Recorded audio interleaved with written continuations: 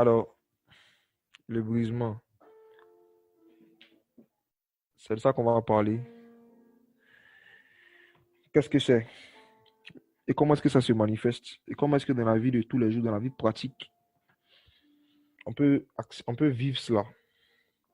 Avant de commencer, je voulais dire quelque chose, c'est que ce n'est pas parce que moi-même, je suis assez brisé que je me permets de parler de ce sujet-là. Et de la même manière que le Seigneur a envoyé Jonas pour prêcher la repentance à Ninive, alors que lui-même, il avait besoin de repentance.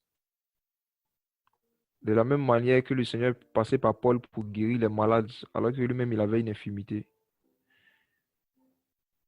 De cette même manière, Dieu peut passer par quelqu'un qui n'est pas totalement brisé pour pouvoir parler du brisement. Donc, Dieu n'attend pas qu'on atteigne la perfection d'un domaine avant de pouvoir en parler, pourvu qu'on en parle seulement selon la mesure de ce que nous-mêmes on a pratiqué, qu'on a vécu. Amen. Donc, moi-même, tout ce que je vais dire ce soir, ça fait partie non seulement des choses que je m'efforce à pratiquer, mais des choses auxquelles j'aspire encore plus, en fait, parce que je veux pratiquer de mieux en mieux. Alors, je vais expliquer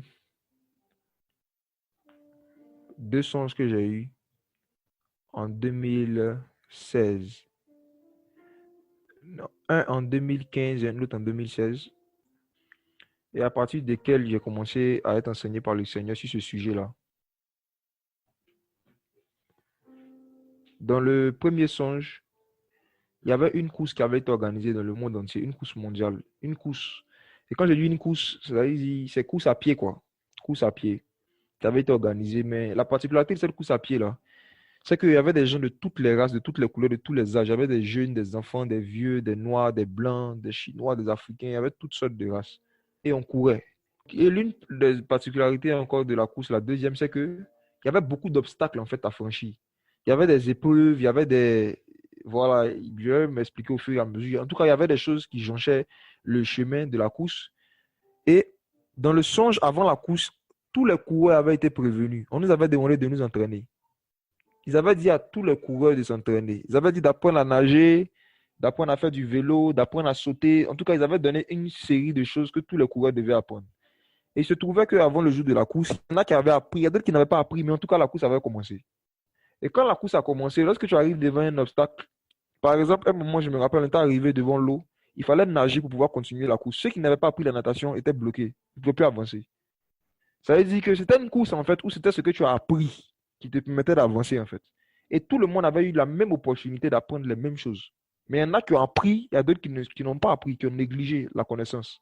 Du coup, quand la course a commencé, il y en a qui n'ont pas pu continuer la course à cause de leur ignorance, en fait, de certaines choses. Donc, je me rappelle, au fur et à mesure que la course avançait, on diminuait en nombre, en fait. Et ce qui nous diminuait, c'était pas que le. J'ai dit, ce qui disqualifiait chacun, c'était son ignorance devant quelque chose qu'il ne savait pas faire. Il arrive devant un obstacle, il ne sait pas comment on fait ça, il est bloqué, la course est finie pour lui. Donc, la scène qui m'avait marqué, c'est quand on est arrivé devant un endroit qui ressemblait à de la mer. Mais après cette mer-là, contrairement à la mer, en fait, on voyait le fond. Ça veut dire, on voyait où est-ce que l'eau finissait et on voyait qu'il y avait de la terre ferme pour continuer la course. Maintenant, il fallait nager. Et moi, dans le son, je savais nager, j'ai commencé à nager, mais j'avais des gens avec qui je courais. Plus de 50%, la moitié des gens sont restés devant l'eau. Ils ne savaient pas nager. Et dans le son, c'est comme si de mon cœur, il a commencé à murmurer, en fait. J'ai dit, ah, ceux qui ont fait la course aussi, ils sont sévères, hein. Que tu vois les gens qui ont fait tout ce chemin-là juste à cause d'une affaire d'eau, on pourrait mettre au moins un bateau à leur disposition. Et puis, je parlais de mon cœur, hein, mais il y a quelqu'un qui m'a répondu dans le ciel. En fait, dans ce songe-là, tu ne pouvais rien cacher. Ce que tu pensais, c'est comme si ça résonnait, c'était entendu en fait à haute voix. Et quand j'ai pensé comme ça, il y a quelqu'un qui m'a répondu dans le ciel qui a dit, on avait demandé à tout le monde d'apprendre. Donc, je me suis tué en même temps. Puis, j'ai continué mon chemin. Et on courait comme ça, on arrive un moment devant une montagne, il fallait escalader une montagne. Ceux qui n'avaient pas appris à escalader étaient bloqués. La course était finie pour eux. Et nous, on continue. Il y a un groupe qui continuait. Au fur et à mesure, on devenait de moins en moins nombreux. Et arrivé un moment de la course, après avoir passé beaucoup d'obstacles, on est arrivé maintenant devant un endroit, c'était un puits. Je ne sais pas, vous qui êtes en Europe, si vous avez déjà vu un puits. Un puits, en fait, bon, ouais, je pense que même si vous n'avez jamais vu physiquement, vous avez déjà entendu au moins le puits de Jacob, hein. Voilà, un puits, c'est un trou profond qu'on creuse dans le sol à travers lequel on peut avoir de l'eau. Mais les puits ordinaires, lorsque tu t'approches, que tu regardes dedans, tu vois le fond en fait. Tu vois l'eau. Mais dans le songe, le puits duquel je m'étais approché, on ne voyait pas le fond. C'était tout noir. Il n'y avait pas d'eau en fait. Et on ne voyait pas le fond de ce puits-là. Et il y a une voix qui a retenti, qui a dit à tous les coureurs que la prochaine étape, vous devez tous rentrer dans le puits. Vous devez sauter dans le puits. Donc c'est là, moi, j'ai commencé à rigoler dans le son. J'ai dit, ah, oh, ça, c'est ici, moi, la course va s'arrêter pour moi alors. Quoi? Je vais me jeter dans un puits comme ça, un puits noir, je sais même pas, je vais me blesser, en mourir, en sauter comme ça. Et puis j'ai dit non. Donc je me suis arrêté devant le puits, je bougeais pas. J'attendais juste que, je sais pas, on m'appelle pour me dire sors de la course. Mais j'étais arrêté, personne ne me disait rien. Et je voyais d'autres coureurs qui arrivaient, et ils sautaient dans le puits. Ils sautaient dans le puits. J'étais dans le puits. Donc je les regardais, il dit, avec admiration, quoi. Il dit, waouh, ils n'ont pas peur de la mort, hein. Et puis arrivé un moment, j'ai vu une vieille femme. Je n'ai jamais oublié cette scène-là dans le songe. Elle avait une canne. C'était une femme blanche. Elle avait une canne. Et elle venait en boitant. Elle venait en boitant. Et moi, j'étais arrêté devant le puits en train de regarder encore dedans. Et elle m'a poussé, elle m'a dit, quitte devant moi. Elle m'a poussé comme ça. Une vieille femme, mais elle avait une énergie bizarre. Elle m'a poussé et elle a sauté dans le puits. Et quand j'ai vu ça, ça m'a trop encouragé. J'ai dit, même la mémé. J'ai dit, attends, c'est une mémé comme ça, en plus, qui a un problème au pied. Elle n'a pas eu peur, en fait, de jeter dans le puits. C'est que sûrement, qu'on me parle en tombant dedans, c'est pas grave. Donc, j'ai fermé les yeux, puis je me suis jeté dans le puits. Quand je me suis jeté, je me suis retrouvé dans un autre pays. Et la course continuait. Et j'étais content, il y a une joie qui m'animait, puis je me suis réveillé. Ce son-là m'a marqué, mais je n'avais pas compris tout. J'avais compris une partie, je savais que c'était l'image du chemin étroit et resserré. Où, au fur et à mesure qu'on avançait, en fait, il y a plusieurs, en fait, qui ne peuvent pas continuer le chemin. Et ce n'était pas la faute de Dieu. C'était leur propre faute. Parce qu'ils n'ont pas appris. Parce qu'ils n'ont pas appris. Le Seigneur a dit, mon peuple périt parce qu'il manque la connaissance. Il y en a qui ne pouvaient pas évoluer parce qu'ils étaient arrivés à des points où le niveau de connaissance qu'ils avaient était insuffisant pour pouvoir continuer la marche chrétienne. Parce qu'ils n'ont pas cherché la connaissance du Seigneur. Ils n'ont pas cherché à connaître Christ. Ça, c'était ce que j'avais compris à l'époque. Mais c'était plus profond que ça. Et le Seigneur ça m'a pris un an pour comprendre le trou, le puits noir en question. Qu'est-ce que ça représentait? Un an après, donc, le Seigneur me donne un autre songe en 2016, dans lequel je vois plusieurs personnes qui sont en rang, comme s'ils attendaient un événement particulier. Et à un moment, j'entends les gens en train de parler et on dit, ils arrivent, ils arrivent. Et on regarde dans le ciel, on voit des gens qui sont venus dans un appareil qui ressemblait à un engin spatial, quoi. C'est pas un avion, c'est pas une soucoupe volante, c'est pas comment. En tout cas, c'était un engin. Un groupe de personnes qui sont venues, ça venait, ça descendait du ciel. Et puis, ils sont venus. Et puis, je me suis approché d'eux, puis je leur ai dit bonjour, que c'est vous que les gens attendaient. Tout ça, ils m'ont dit oui. Et puis, j'ai dit, mais qui êtes-vous, tout ça? Ils ne m'ont pas répondu. Donc, je suis allé demander maintenant à l'une de ces personnes-là. Vous êtes en rang ici, vous attendez quoi? Ils ont dit, ah, c'est eux qu'on attendait, ils doivent faire quelque chose pour nous. Et il y a une de ces personnes qui était dans le convoi qui venait de l'appareil bizarre, qui m'a entendu, et puis qui m'a dit, on est venu enlever l'orgueil. C'est ce qu'il a dit dans le songe. On est venu enlever l'orgueil. Que c'est pour ça que les gens sont là. Parce que j'hésitais si je devais me mettre dans le rang aussi ou pas, mais je voulais comprendre c'est par rapport à quoi on se met dans le rang. Donc il m'a dit, on est venu enlever l'orgueil. Et dans le songe, à l'époque, quand il a dit ça, il a dit, ah ok, c'est que moi, il ne me met pas dans le rang. Et quand j'ai dit ça, ils ont dit, ah, c'est que c'est pas toi, on va commencer. Et eux tous, ils m'ont encerclé en même temps. Le fait que j'ai dit, non, moi, je ne suis pas concerné, on dit, on est venu enlever l'orgueil. Il dit, non, moi, je suis pas dedans. Ils ont dit, c'est pas toi, on va commencer. Et ils m'ont regardé d'un œil sévère, ils m'ont encerclé. J'ai eu peur. Et puis, il y a un parmi eux qui a mis sa main sur ma poitrine. Et puis, c'est comme s'il a arraché quelque chose, en fait. Il a arraché quelque chose. Et puis, j'ai crié, puis je me suis réveillé. Et le Seigneur a commencé à m'enseigner depuis lors jusqu'à aujourd'hui, ça continue, hein, sur le brisement. Le brisement, c'est quoi? C'est ce qu'on appelle en général l'humilité de cœur. Quand Jésus est venu sur la terre, il s'est rarement, sinon presque jamais vanté de certaines de ses qualités, de sa propre bouche, parce que les prophètes le faisaient assez déjà. Mais un jour, il a ouvert sa bouche et puis il a dit aux gens, vous savez, moi, je suis doux et humble de cœur. L'une des rares fois où Jésus-Christ a dit quelque chose le concernant lui-même, il a rendu témoignage de lui-même sur une de ses qualités. Il a dit, je suis doux et humble de cœur. Ça veut dire, je suis doux et je suis brisé. Les deux manifestations principales du brisement, c'est ça en fait, c'est la douceur et l'humilité de cœur. Et bien aimé, la Bible dit que Dieu fait grâce aux humbles, n'est-ce pas? Et il résiste aux orgueilleux. Souvent, il y a des résistances que nous vivons dans certains domaines de nos vies. Il y a des empêchements que nous vivons qui ne viennent pas du diable. mais qui viennent de Dieu. Dieu peut nous résister dans un domaine où nous avons de l'orgueil.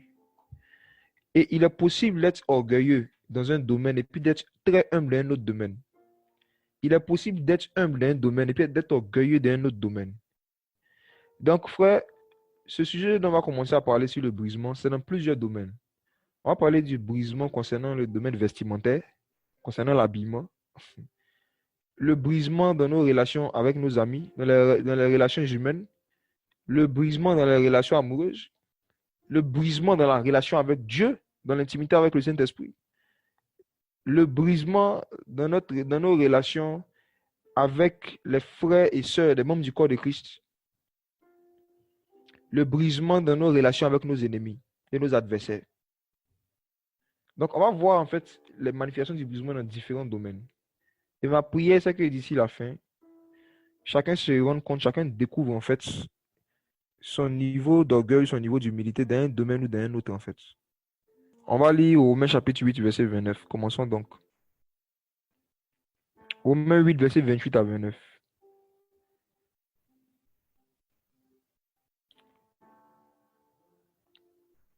Je lis.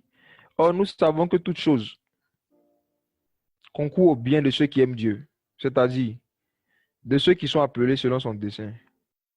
Car ceux qu'il a connus d'avance, il les a aussi prédestinés à être conformes à l'image de son Fils, afin qu'il soit le premier-né de beaucoup de frères. Je relis le verset 29.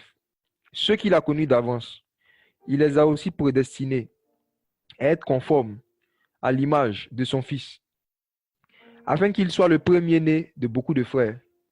Ceux et celles qui se demandent quelle est ma destinée, à quoi est-ce que Dieu m'a destiné? La destinée que nous avons nous tous en commun est décrite ici au verset 29. Nous sommes destinés, même prédestinés, à être conformes à l'image de son Fils. Voici le but de la vie chrétienne, c'est ressembler au Fils de Dieu. Et quand le Seigneur parle de l'image de son Fils, je vous assure que c'est une expression très profonde. Parce que le Fils lui-même, déjà, il est l'image visible du Dieu invisible. La Bible nous dit par Paul que Christ, le Fils, lui-même, il est l'image visible du Dieu invisible. Et on nous dit que nous sommes appelés à être semblables à l'image de l'image visible du Dieu invisible. Ça veut dire quoi? Ça veut dire que en Christ, il y a une image. Et c'est à ça que nous devons devenir conformes, c'est à ça que nous devons nous conformer, c'est à ça que nous devons ressembler. Ce n'est pas tout ce que Christ a fait et ce n'est pas tout ce que Christ est que nous sommes appelés à reproduire ou à imiter. Le dimanche passé, j'en ai parlé brièvement. Je disais que nous ne sommes pas appelés à ressembler à Christ dans tous les domaines. Ce n'est pas notre appel. Par exemple, dans le domaine amoureux, on n'est pas appelé à ressembler à Christ, à Jésus-Christ homme, au Fils de Dieu. Quand on dit le Fils de Dieu, il s'agit de Jésus-Christ homme. On n'est pas appelé à lui ressembler parce que lui, il ne s'est pas marié. Et si donc tu veux ressembler à Christ, tu vas dire que tu vas devenir unique, même si Dieu ne t'a pas appelé à faire cela. Or, la Bible dit que nous tous, hommes comme femmes, nous tous, hommes comme femmes, appelés à être conformes à l'image de son Fils. Donc l'image dont on parle, ce n'est pas l'image sociale. Non. Socialement, professionnellement aussi, on n'est pas appelé à ressembler à Jésus. Jésus était charpentier. Il n'est pas là à l'école. Lui qui n'a pas étudié, c'est comme ça que les gens l'appellent, il n'a pas étudié. Si nous voulons ressembler à Jésus sous le rapport de sa vie professionnelle, nous allons dire que nous aussi, on ne doit pas étudier. On ne doit pas étudier. On doit chercher à faire la charpenterie pour ressembler à Jésus. Tous les chrétiens doivent être charpentiers. Non. On n'est pas appelé à ressembler à Jésus dans le domaine professionnel. On est appelé à ressembler à Jésus dans le domaine spirituel par rapport à son comportement, son caractère et sa mentalité. On n'est pas appelé à ressembler à Jésus dans le domaine vestimentaire. Sinon, nous tous, on allait porter une robe, bien des couture, voilà, robe de couture unique, une tunique de couture unique. On n'est pas appelé à ressembler à Jésus dans le domaine vestimentaire. On est appelé à ressembler à Jésus dans le domaine de la douceur, de l'humilité de cœur, dans le domaine du caractère, en fait. Donc, Dieu nous a prédestinés, nous tous qui sommes enfants de Dieu, à être conformes à l'image de son Fils, qui est lui-même l'image visible du Dieu invisible. Et l'image sur laquelle on va mettre l'accent, c'est sur le brisement. L'homme le plus brisé de tous les temps, le plus humble de tous les temps, c'est Jésus-Christ homme. Il n'y a pas quelqu'un qui pourra, non, il n'y a pas. Il n'y a pas quelqu'un qui pourra, je pense, surpasser le maître dans le domaine de l'humilité de cœur, il n'y a pas. Mais un disciple accompli peut être comme son maître, n'est-ce pas? Un disciple n'est pas plus grand que son maître. Mais tout disciple accompli peut devenir comme le maître. Donc notre but, c'est de devenir des disciples accomplis dans tous les domaines, notamment dans le domaine du brisement. Alors, allons regarder ensemble une définition, la première définition du brisement. Et la première fois où on voit une image claire du brisement dans les Écritures. Bon, quand je dis clair, c'est clair lorsque Dieu nous fait grâce. Hein. Sinon, ce n'est pas aussi clair que ça. C'est dans Genèse chapitre 1. Genèse chapitre 1. Avant la chute de l'homme, on voit que Dieu a établi le principe du brisement dans toute la création, dans la nature. On va voir ça petit à petit. Et après avoir lu le passage, on va regarder une vidéo. Je vais vous partager mon écran, je vais vous montrer une vidéo. Genèse chapitre 1, à partir du verset 11. Genèse 1, verset 11 à 12. Je lis. Puis Dieu dit, que la terre produise de la verdure, de l'herbe portant de la semence, et des arbres fruitiers portant du fruit selon leur espèce, qui aient leur semence en eux-mêmes sur la terre. Et il en fut ainsi. La terre donc produisit de la verdure, de l'herbe portant de la semence selon son espèce, des arbres portant du fruit qui avaient leur semence en eux-mêmes selon leur espèce, et Dieu vit que cela était bon. Amen. Ok, voici cette histoire où on peut voir une première image du brisement que Dieu établit dans la création. Donc, le premier type de brisement dont je veux parler, c'est le brisement de la terre. Le brisement de la terre. Nous avons été tirés de la terre, nous les êtres humains, n'est-ce pas? Et parfois, pour mieux comprendre comment est-ce que nous fonctionnons, où nous devons fonctionner, nous devons méditer sur le fonctionnement de la terre. Et quand on regarde la terre, la première chose qu'on sait sur la terre, c'est que toutes les richesses naturelles se trouvent dans la terre, n'est-ce pas? L'or, le diamant, le zinc, le fer, toutes les richesses en fait sont dans la terre. Mais elles sont à quel niveau de la terre? En profondeur, cachées. Donc, si les richesses qui sont dans la terre doivent sortir, on est obligé de briser la terre, n'est-ce pas? Est-ce qu'on peut faire sortir de l'or, du diamant et des pierres précieuses de la terre sans la briser? Sans casser la terre, sans creuser la terre, on ne peut pas. On ne peut pas. Même jusqu'à aujourd'hui. La nature même nous enseigne que pour faire sortir des richesses de la terre, il faut forcément la casser. Forcément, c'est inévitable.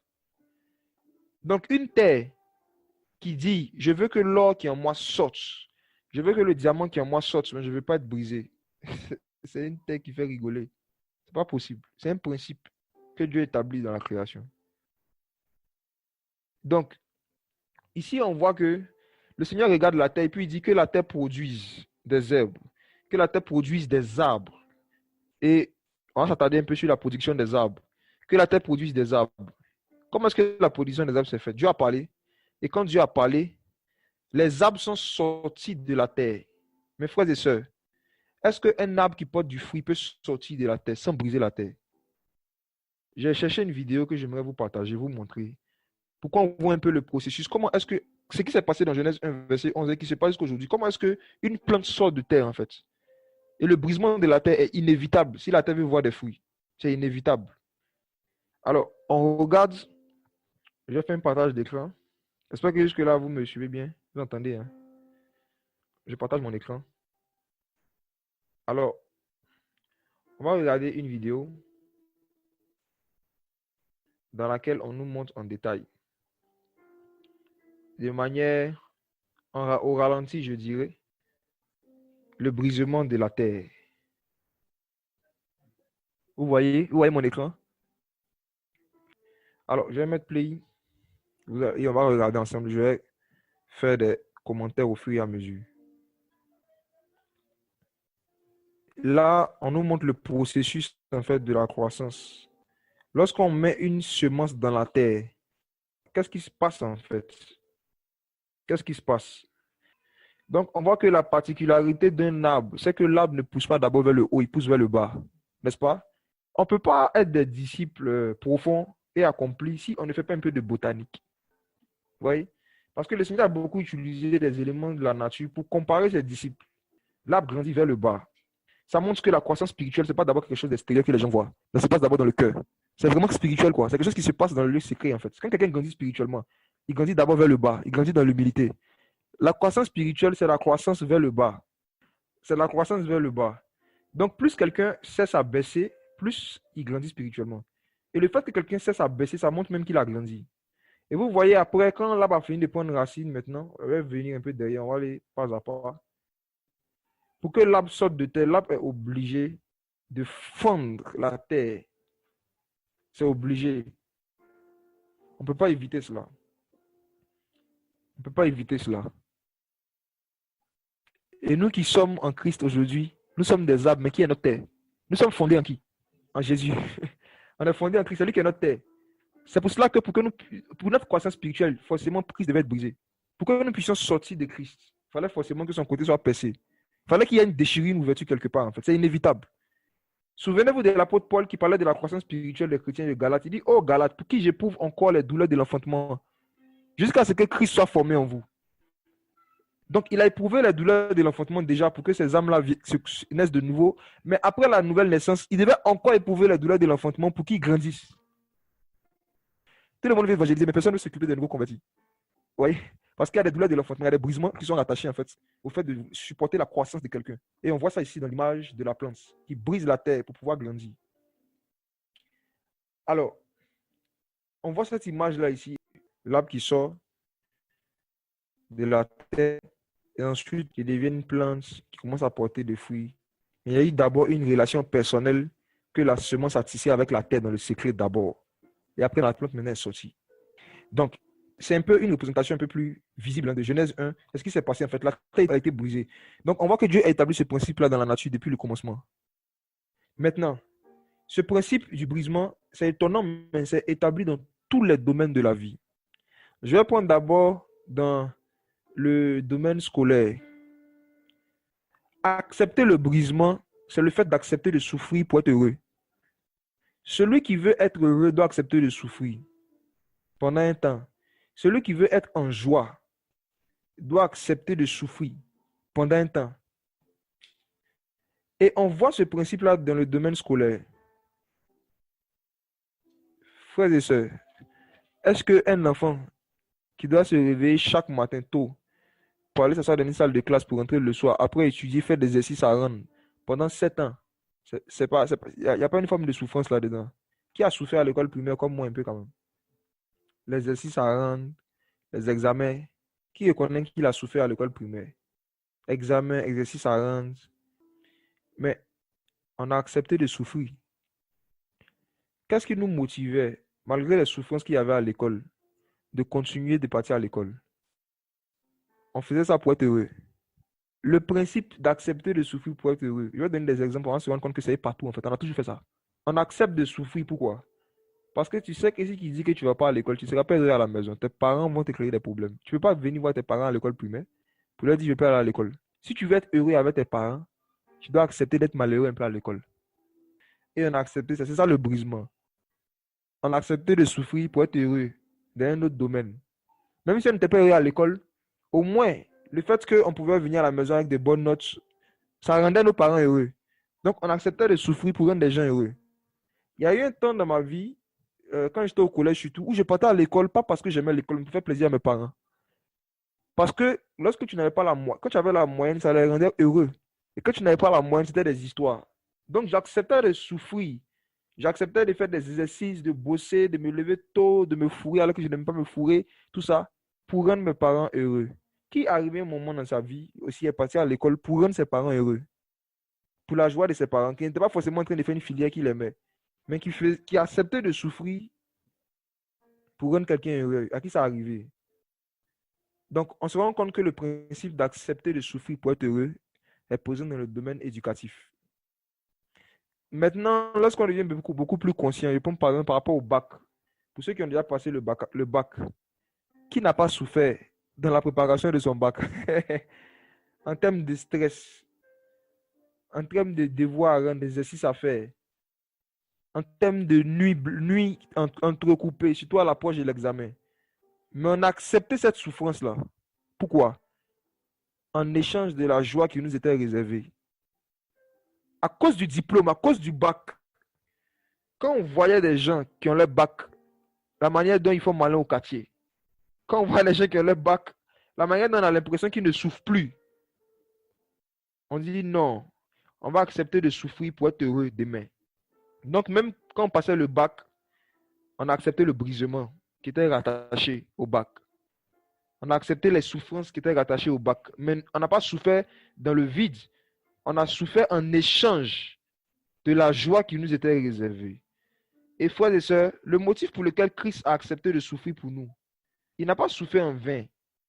Regardons Hébreux chapitre 12. Ce sont des versets qui nous apprennent à accepter le brisement. Accepter de souffrir pour être heureux demain. Regardons Hébreux 12, verset 2. Je lis rapidement. Portons les yeux sur Jésus, qui est le chef de la foi et qui l'amène à la perfection. En échange de la joie qui lui était réservée, il a souffert la croix. Ayant méprisé la honte, il s'est assis à la droite du trône de Dieu.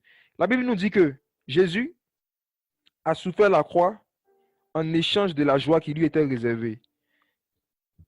La Bible dit que Jésus a méprisé la honte en échange de la joie qui lui était réservée. En d'autres termes, il a accepté de souffrir pour être heureux. Il a accepté de souffrir en échange de la joie. Ce qui fait que beaucoup de personnes n'acceptent pas le brisement, n'acceptent pas le souffrance dans certains domaines où Dieu veut les briser. C'est parce qu'ils ne connaissent pas la joie qui leur est réservée. L'ignorance en fait de la récompense qui est rattachée à l'acceptation du brisement fait qu'on n'est pas motivé à accepter le brisement. C'est pour cela que je vous encourage vraiment à étudier les différentes récompenses qui sont rattachées à chaque acte d'obéissance qu'on pose dans la parole de Dieu. C'est vraiment important. C'est vraiment important. La Bible dit que même quand tu honores ton père et ta mère, c'est un commandement avec une promesse. Mais est-ce que les gens connaissent la promesse?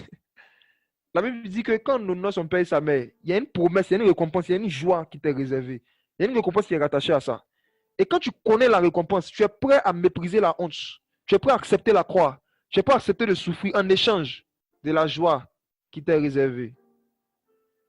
Frère, dans le domaine du brisement, on n'accepte pas le brisement pour rien. Il y a une joie derrière chaque brisement.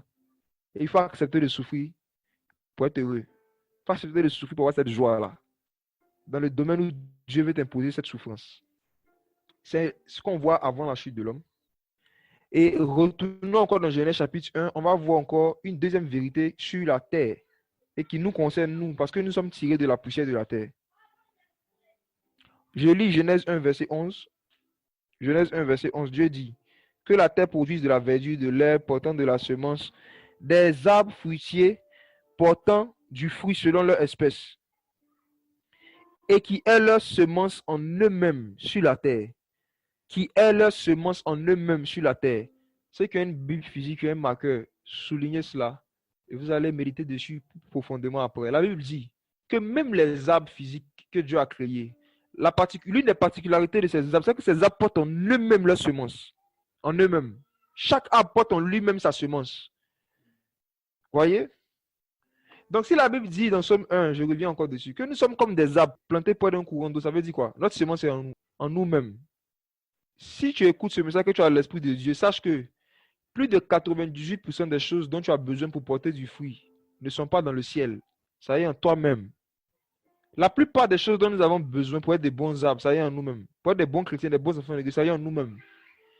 Et la plupart des grâces et la plupart des fruits que Dieu va manifester dans nos vies, ce ne sont pas des fruits qui viennent du ciel, ce sont des fruits qui vont sortir de nous-mêmes. C'est pour cela que Jésus-Christ a dit, celui qui croit en moi, des fleuves d'eau vive couleront de son sein. Les fleuves d'eau vive ne vont pas quitter du ciel pour verser sur lui. Les fleuves d'eau vive couleront de lui-même. Parce qu'à partir du moment où tu reçois le Saint-Esprit, il y a un dépôt que Dieu fait en toi. Il y a une semence qui est en toi, quelque chose qui est en toi. Et Dieu fait de toi un arbre qui porte en lui-même sa semence. Donc, ce qu'on appelle les fruits de l'esprit dans Galates 22, l'amour, la douceur, la patience, ce ne sont pas des choses qui sont au ciel. Ce sont des choses qui sont en nous-mêmes. Mais pour que ça puisse sortir, il faut qu'on accepte d'être brisé. L'eau ne peut pas sortir du rocher si le rocher n'est pas brisé. C'est l'acceptation du brisement qui nous aide à porter beaucoup de fruits en fait. Donc si vous voyez quelqu'un qui porte beaucoup de fruits dans un domaine bien particulier, c'est qu'il a accepté un brisement dans ce domaine-là. Il a accepté une souffrance dans ce domaine-là en échange de la joie qui lui était réservée. Mais en général, nous, on voit seulement la joie. On voit seulement la joie dont la personne jouit. On voit seulement la joie dont la personne bénéficie. Mais on ne peut pas toujours savoir la souffrance que la personne a acceptée, les hontes qu'il a méprisées, la croix qu'il a portée en échange de la joie qui lui était réservée. Donc, bien aimé, chaque arbre a en lui-même sa semence. Et je vais faire une parenthèse pour dire une vérité sur les dons spirituels. Vous savez, quelqu'un à qui Dieu a donné, supposons que Dieu a donné à quelqu'un l'onction de guérison et que un chrétien le regarde en train d'exercer. Et puis il vient le voir, il dit, prie pour moi pour que je reçoive la même onction que toi, que je veux recevoir l'onction de guérison. Vous savez ce qui va se passer? Quelqu'un qui a l'onction de guérison, s'il prie pour toi pour que tu reçoives l'onction de guérison, tu la recevras. Mais si tu n'as pas en toi le don de guérison, l'onction de guérison ne te servira à rien. L'onction vient pour faire fonctionner un don qui est là. L'onction est le carburant. Le don est le véhicule. Si tu n'as pas le véhicule et que tu viens demander le carburant, on peut te donner, mais ça va te servir à rien. Ça ne va pas te servir. C'est pour cela que vous voyez souvent dans beaucoup d'endroits, dans certaines églises, on prie pour des gens, disent recevez l'onction, recevez. Les gens reçoivent vraiment, ils tombent. Mais après, quand tu les regardes, tu ne vois pas en fait ce qu'ils en font.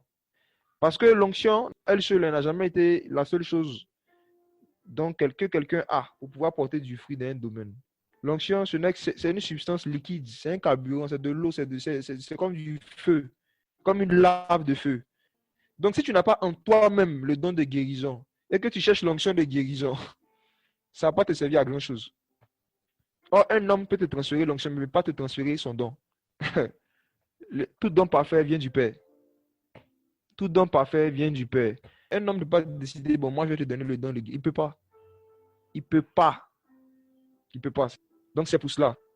Il ne faut pas convoiter l'onction qui est sur la vie des gens. Il faut glorifier Dieu, il faut aimer Dieu, il faut bénir Dieu. Quand Dieu utilise quelqu'un, il fait quelque chose, bénissons le Seigneur. Donc, gloire à Jésus, c'est tout. Et si nous sommes appelés à faire la même chose, Dieu va nous faire signe. Mais, n'oublions pas que chaque arbre porte en lui-même sa semence.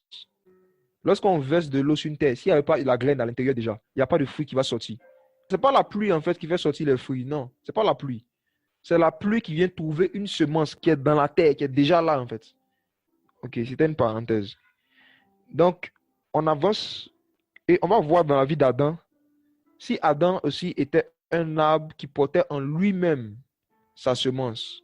Si Adam était un arbre qui portait en lui-même ce dont il avait besoin pour être heureux. Et on va voir que oui. Quelque chose qu'on connaît. Hein. Genèse chapitre 2.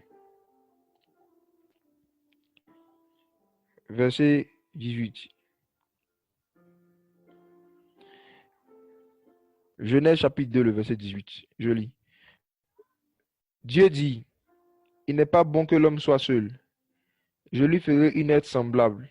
Le Seigneur Dieu forma de la terre tous les animaux des champs et tous les oiseaux du ciel, et les fit venir vers l'homme pour voir comment il les appellerait, afin que tout être vivant porte le nom que lui donnerait l'homme.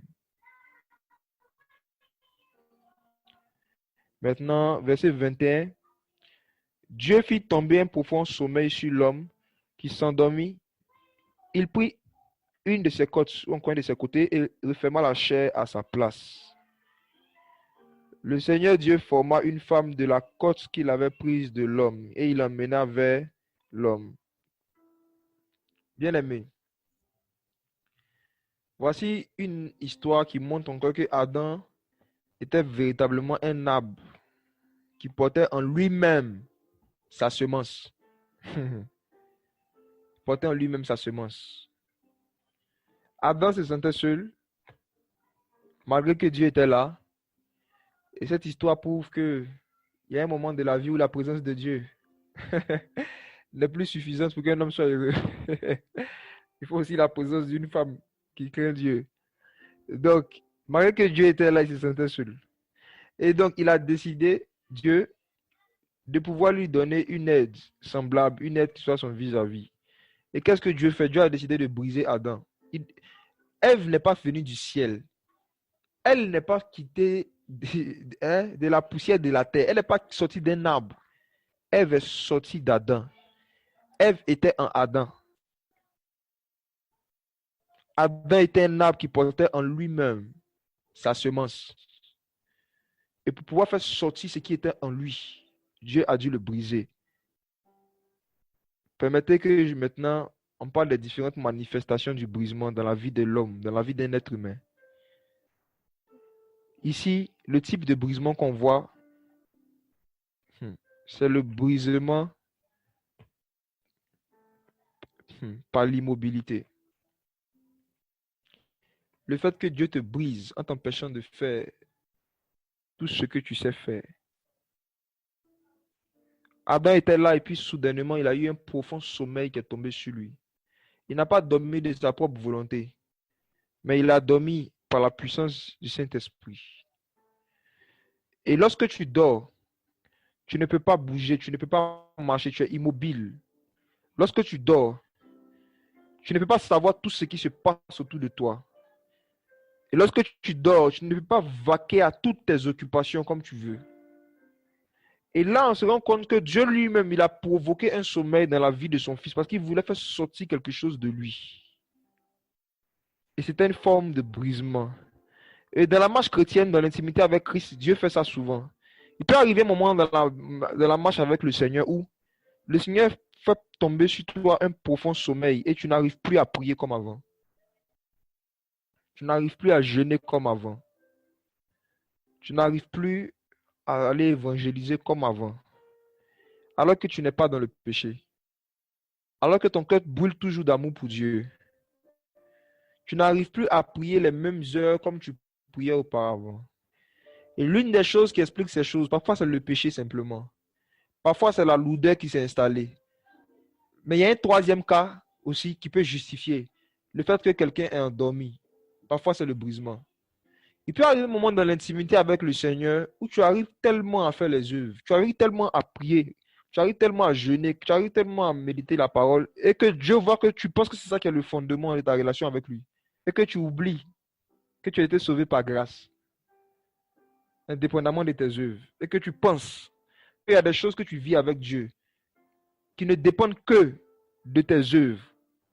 Donc Dieu peut décider de t'empêcher de faire des œuvres, que tu avais l'habitude de faire des bonnes œuvres, et continuer de te faire vivre des choses extraordinaires avec lui. Et il est en train de te briser. Et j'ai déjà vécu ça. Dieu peut te mettre dans une immobilité spirituelle. Et dans la même période, pour savoir que ça vient de Dieu, malgré que tu n'arrivais plus à faire les œuvres que tu faisais auparavant, tu continues d'expérimenter des choses, des grandes choses avec le Saint-Esprit, alors que tu n'es pas dans le péché. Et tu continues de vivre des choses profondes avec Dieu. C'est une forme de brisement, ça te brise. Et vous savez, il y a eu un temps de ma vie où je jeûnais beaucoup. Je priais beaucoup. Par la grâce du Seigneur, je me force à toujours le faire. Mais je veux dire, quand j'avais commencé à le faire, dans la même période, ça coïncidait, j'avais commencé à avoir beaucoup de manifestations du Saint-Esprit dans mon ministère. Donc, à l'époque, il y a au moins 5 ans, je pensais que, en fait, apparemment, plus tu augmentes le niveau de jeûne, tu augmentes le niveau de prière, tu augmentes le niveau de méditation, les manifestations de l'Esprit augmentent. Et je pensais que c'est parce que j'avais augmenté le temps que je passais avec Dieu que les manifestations de son esprit devant moi avaient augmenté. Et Dieu voulait renverser ce raisonnement-là en moi. Et qu'est-ce qu'il a fait? Il m'a plongé dans un profond sommeil. Et malgré que j'étais dans le sommeil, les fleuves d'eau vive qui étaient en moi continuaient de sortir. Je n'arrivais plus à passer le nombre d'heures que je passais dans la prière. Je n'arrivais plus à jeûner le nombre de temps que je voulais jeûner. Je n'arrivais plus à passer le nombre de temps que je voulais dans les écritures, dans les études bibliques. Mais malgré cela, j'ai commencé à voir des plus grands miracles encore. Je me suis dit, mais quelle est cette ambivalence? Ça me semble contradictoire en fait. Et le Seigneur m'a montré un passage qui m'a brisé.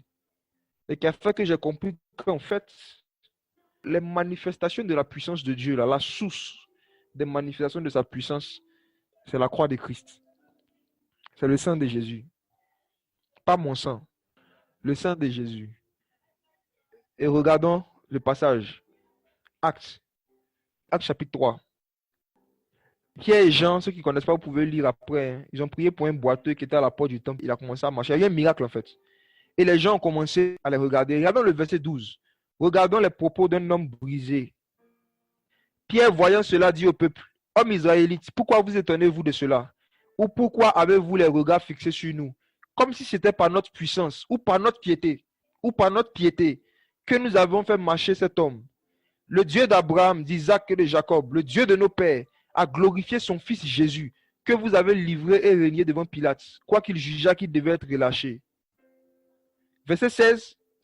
C'est par la foi en son nom que son nom a raffermi les pieds de cet homme que vous voyez et vous connaissez. Frère, le verset 12, Pierre dit, pourquoi est-ce que vous avez les yeux fixés sur nous, comme si c'était à cause de notre piété qu'il y a eu ce miracle? Donc Pierre dit aux gens que le niveau de miracle que vous voyez n'est pas proportionnel au niveau de piété. Ce n'est pas à cause de notre piété que cet homme a marché. Ce n'est pas à cause de notre piété ou à cause de notre puissance, notre onction, l'onction qui est sur notre vie, comme certains pensent. Quand il y a un miracle qui se passe souvent, on entend des gens dire, ouais, il y a une forte onction sur sa vie. Il y a une forte onction sur sa vie. C'est l'ignorance qui fait parler les gens comme cela. L'apôtre Paul est en train de dire clairement ici, ce n'est pas à cause de notre puissance, ni à cause de notre piété, que cet homme a marché. Bien aimé, ça veut dire quoi? Les miracles ne sont pas les conséquences de la piété d'un homme, mais c'est les conséquences de la piété de Jésus. Les miracles ne sont pas la preuve qu'un homme est pieux.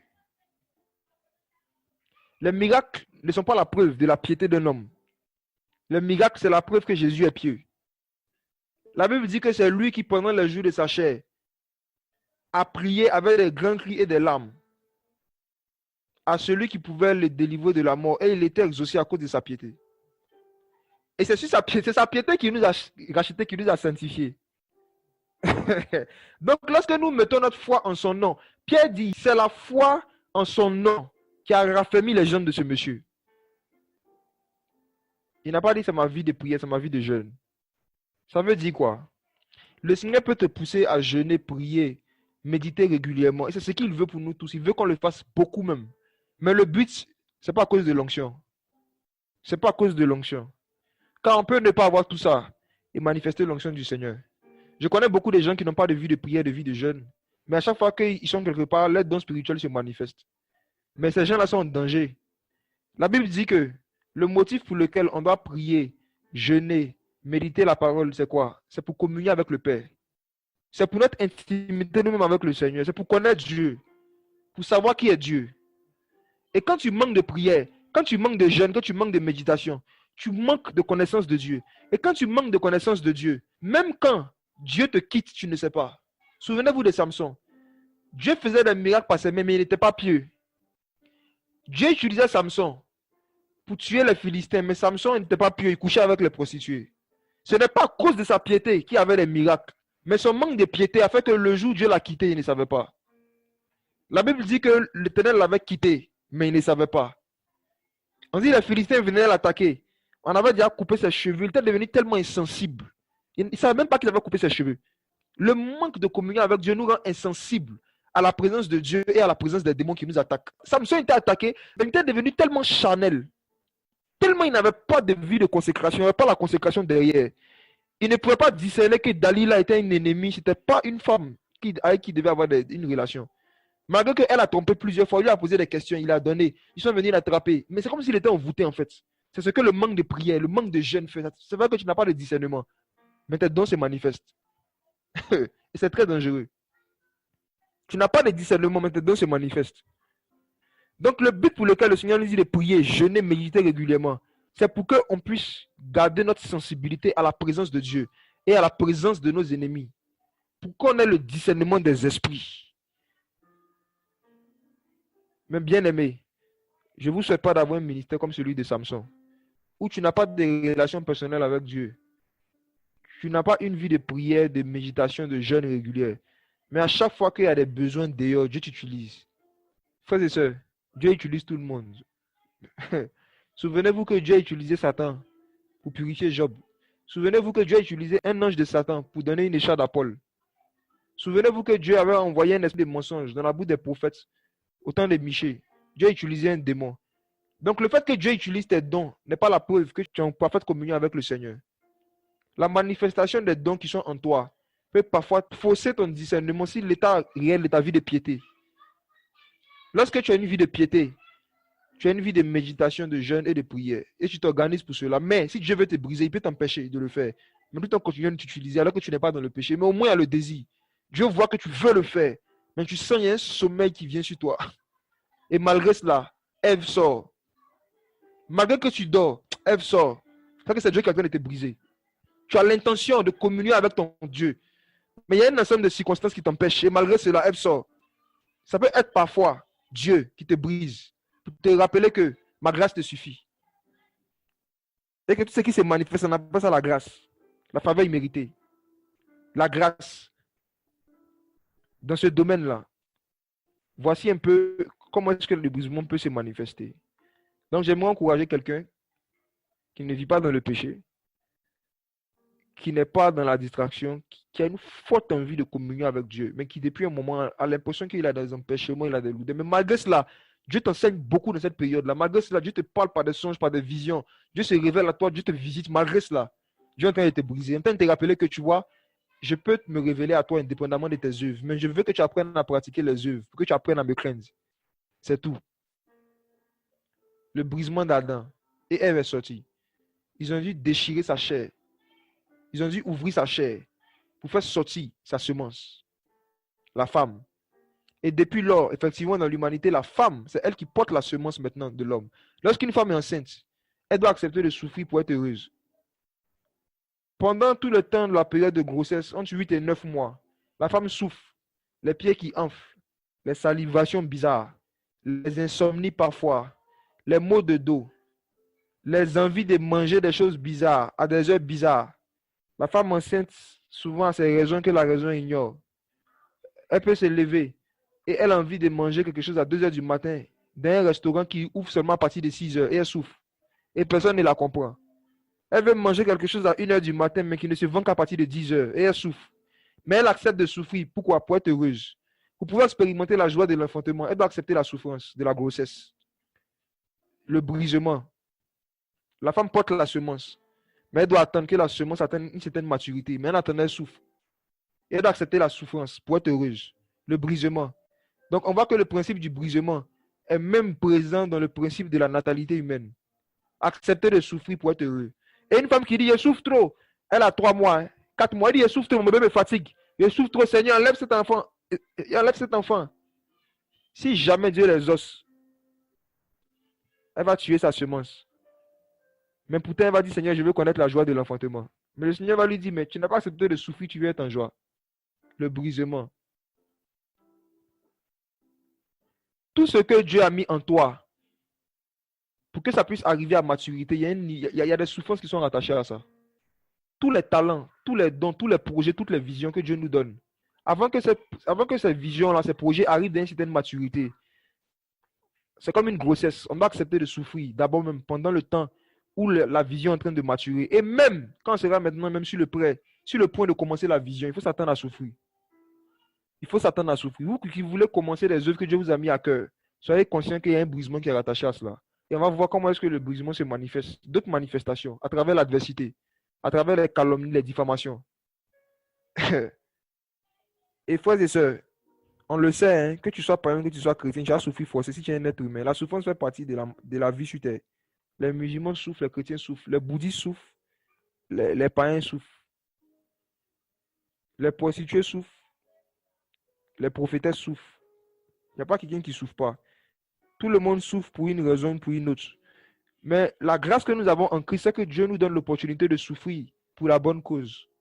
Dieu nous donne l'opportunité de souffrir pour de bonnes raisons. Dieu nous donne l'opportunité de vivre des souffrances qui vont produire la joie dans nos vies. Or, la plupart des souffrances qui viennent du monde produisent la tristesse, produisent l'amertume, le découragement. Mais en Christ, c'est bizarre. Le royaume des cieux est un royaume où Dieu met dans la vie de ses enfants des souffrances qui produisent la joie. C'est bizarre. C'est bizarre. Et c'est pour cela que nous pouvons être en joie et nous devons même être très en joie, très heureux dans ce monde rempli de souffrances. Parce que nous, la source de notre joie, c'est la souffrance de Christ. On est heureux parce qu'on a la grâce de souffrir avec Christ, de participer à la communion de ses souffrances. Et dans ces souffrances, il y a de la joie qui sort. Donc, on voit déjà le principe encore du brisement depuis la création même de l'homme au départ. Maintenant, qu'est-ce qui se passe? L'homme pêche, le Seigneur le chasse. Et frères et sœurs, même après la chute, Adam et Ève sont restés des hommes et des femmes brisés. Ils ont accepté le brisement du Seigneur. Regardez ceci. Ils ont commis un péché contre le Seigneur.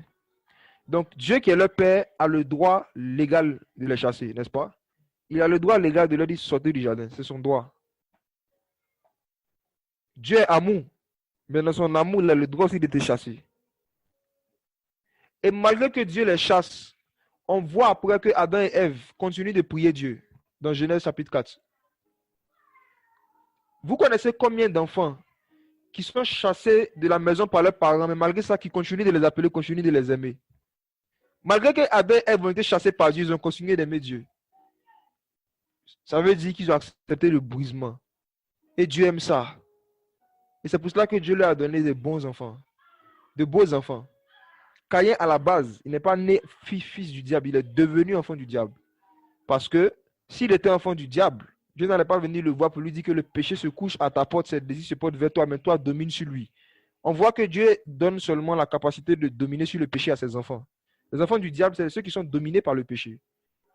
Mais Dieu dit à Caïn, le péché se couche à ta porte, ses désirs se portent vers toi, domine sur lui. Caïn pouvait dominer sur le péché, mais il a décidé de choisir le péché et il est devenu enfant du diable. Il y a le brisement aussi, comme nous devons manifester dans nos rapports avec nos parents, comme Adam et Ève ont manifesté ça dans leur relation avec Dieu. C'est le fait que malgré qu'ils nous châtient, on continue de leur manifester de l'amour. Et dans notre génération, il y a beaucoup de jeunes qui n'arrivent pas à faire cela. Si tu as décidé d'arrêter de parler à tes parents parce qu'ils t'ont chassé, tu as besoin d'être brisé. Si tu as décidé de couper la communication avec certaines personnes avec qui normalement tu es censé avoir une communication régulière, c'est fort possible que ce soit un symptôme d'un manque de brisement quelque part. Regardez les petits enfants, comment ils sont brisés. J'ai mon fils, un jour, qui avait fait une gaffe et je l'avais châtié d'une manière inhabituelle. Et il a pleuré aussi d'une manière inhabituelle. Et je m'attendais à ce que, lorsque je vienne le prendre dans les 5 minutes qui suivent, il ne veuille pas venir chez moi. À ma grande surprise, je le châtie, il pleure, il court, il va vers la cuisine et puis il revient, il se jette dans mes bras. J'étais cassé. Il pleure et puis il vient vers toi. J'ai déjà vu sa maman aussi plusieurs fois. Il fait des bêtises, on le châtie un peu. Il pleure. Et puis il suit la personne qui l'a châtié. Waouh. Il suit son châtilleur. Parce qu'il sait qu'il n'a pas raison. Notre brisement aussi est éprouvé lorsque nos parents biologiques nous infligent des châtiments légaux. Des châtiments qui sont rattachés à des comportements qu'on a fait qui ne sont pas bien. Adam et Ève, ils sont restés brisés devant Dieu. Et malgré qu'il les a chassés, ils continuent d'invoquer son nom. Frères et sœurs, combien parmi vous, si dans votre intimité avec le Saint-Esprit, vous commettez un péché, et le Saint-Esprit vous châtie, il permet qu'une maladie vous touche, il permet que vous perdez votre emploi, ou il permet qu'il y ait des problèmes dans votre vie, vous allez continuer à l'adorer. Le brisement dans l'intimité avec Dieu se manifeste aussi dans notre capacité de continuer à voir Dieu comme un Dieu d'amour, même quand il nous châtie. C'est notre capacité à accepter les châtiments qui sont rattachés à nos péchés et continuer à aimer Dieu et continuer à chercher Dieu. Regardez David. Quand il a couché avec Bathsheba, Dieu lui a dit, voici les péchés qui vont arriver. Et malgré cela, il a continué d'écrire des psaumes. Dieu lui a dit, voici les malheurs qui vont arriver dans ta famille à cause de ce que tu as fait. Certains auraient pu dire, ah, toi tu es rancunier, Seigneur, tu es un Dieu rancunier, toi. Mais tu m'as pardonné, non? Voilà. Pourquoi est-ce que l'inceste doit rentrer dans ma famille encore? Pourquoi est-ce qu'il doit y avoir des combats pendant mon règne, vu que tu m'as pardonné? Plus nous sommes brisés, plus nous comprenons que le pardon de Dieu n'exclut pas toujours le châtiment. Le brisement nous aide à comprendre en fait le caractère de Dieu, nous fait comprendre et accepter Dieu tel qu'il est. Il peut te pardonner puis te frapper. Il peut te pardonner, te chasser. Il peut faire, tu peux pécher. Il tue des animaux, il fait un manteau pour toi, puis après il te chasse et il t'aime. Et tu dois continuer d'accepter qu'il t'aime malgré qu'il t'a chassé. Et il faut accepter ce brisement. Sinon, tu ne seras pas heureux dans ton intimité avec Dieu. Vous tous qui savez que vous avez perdu certaines choses que vous viviez avec Dieu à cause de vos péchés et qui en voulez à Dieu, repentez-vous. Vous tous qui savez que il y a des choses que vous avez perdues avec Dieu parce que vous avez péché. Vous devez apprendre à bénir Dieu et accepter que Dieu a raison. C'est ça le brisement. Et quand tu acceptes le brisement, Dieu va te rendre heureux. Il va te donner la joie lorsque tu acceptes qu'il a eu raison de te châtier. Le brisement dans l'intimité avec le Seigneur. Et frères et sœurs, j'aimerais maintenant qu'on prenne Ésaïe chapitre 57, verset 14. Ésaïe 57, on va lire à partir du verset 15. Les gens qui ne sont pas brisés, lorsqu'ils voient Dieu châtier quelqu'un, ils disent Dieu est trop dur. Ésaïe 57, verset 15. Je lis. Car ainsi parle celui qui est haut et élevé, qui habite dans l'éternité et dont le nom est saint. J'habiterai dans le lieu haut et saint, avec celui qui a le cœur brisé, qui est humble d'esprit, afin de vivifier l'esprit des humbles, et afin de vivifier ceux qui ont le cœur brisé. Car je ne contesterai pas sans fin, je ne serai pas éternellement fâché, car devant moi défaillerait l'esprit, le souffle des êtres que j'ai faits. À cause de l'iniquité de ces gains déshonnêtes, je me suis irrité et je l'ai frappé. Je me suis caché dans ma colère, et le rebelle a suivi la voix de son cœur. J'ai vu ses voix, toutefois je le guérirai. Je le conduirai, je le restaurerai, lui et ceux qui mènent deuil avec lui. Le verset 15, frère, il y a des vérités étranges sur la présence de Dieu. Dieu dit ici, au verset 15, Ésaïe 57, ainsi parle celui qui est haut et élevé, et qui habite où ça? Dans l'éternité. Qui habite où? Dans l'éternité. Frère, l'éternité, ce n'est pas les cieux. Au commencement, Dieu créa les cieux et la terre. Genèse 1, verset 1. Il y a eu un temps où les cieux et la terre n'existaient pas, mais l'éternité a toujours existé. Donc, les cieux et la terre ne font pas partie de l'éternité. Les cieux et la terre sont différents de l'éternité. Dieu habite dans l'éternité. Or, les cieux et la terre ont eu un commencement et ils auront une fin. Mais Dieu dit, j'habite dans l'éternité. Et bien aimé, l'éternité est un lieu auquel, parmi nous, qui sommes sur la terre ici, personne ne peut avoir accès. Personne. Personne ne peut avoir accès à l'éternité. C'est un lieu qui n'a rien à voir avec le paradis. C'est un lieu où il y a toute la présence, toute la gloire, toute la plénitude de Dieu. Et je vous assure, même au paradis, les gens ne vivent pas toute l'éternité. Ils vivent une partie. Si vous regardez les prophéties d'Apocalypse, vous allez voir qu'on dit arrivé un moment, Dieu va faire disparaître les cieux et la terre. Le soleil, tout ça, tout va disparaître. C'est lui-même qui va éclairer. Il y aura une seule création qui va habiter en Dieu. Et c'est là qu'on va rentrer pleinement dans l'éternité. Mais avant cela, Dieu habite dans l'éternité. Et comme Dieu sait que nous n'avons pas accès à l'éternité, mais il veut nous révéler sa présence, qu'est-ce qu'il fait? Regardez le verset 15 attentivement. Il dit, normalement j'habite dans l'éternité, mais j'habiterai dans les lieux hauts et élevés. Les lieux hauts et saints. Bien aimé, les lieux hauts et saints, c'est un lieu que Dieu a créé qui n'a rien à voir avec l'éternité, qui n'a rien à voir avec le paradis, et auquel nous on peut avoir accès. Et à la présence de Dieu. Les lieux hauts, les lieux élevés, c'est une manifestation de la présence du Saint-Esprit, à laquelle un homme peut avoir accès à condition qu'il accepte de remplir les critères. Et Dieu a dit ce lieu-là, qui n'est pas le paradis, qui n'est pas l'éternité, mais qui est un lieu où il habitera. Il dit j'habiterai. Donc, logiquement, j'habite dans l'éternité. Mais en fait, j'habiterai dans les lieux hauts et saints, ou les lieux hauts et élevés, avec celui qui a le cœur brisé. Voici le ticket d'entrée dans le lieu haut et saint. Le cœur brisé. L'esprit brisé. Et qui est humble d'esprit. Frère, il y a des manifestations de la présence du Saint-Esprit qu'un orgueilleux ne pourra jamais expérimenter. Même s'il prie 4 heures de temps par jour.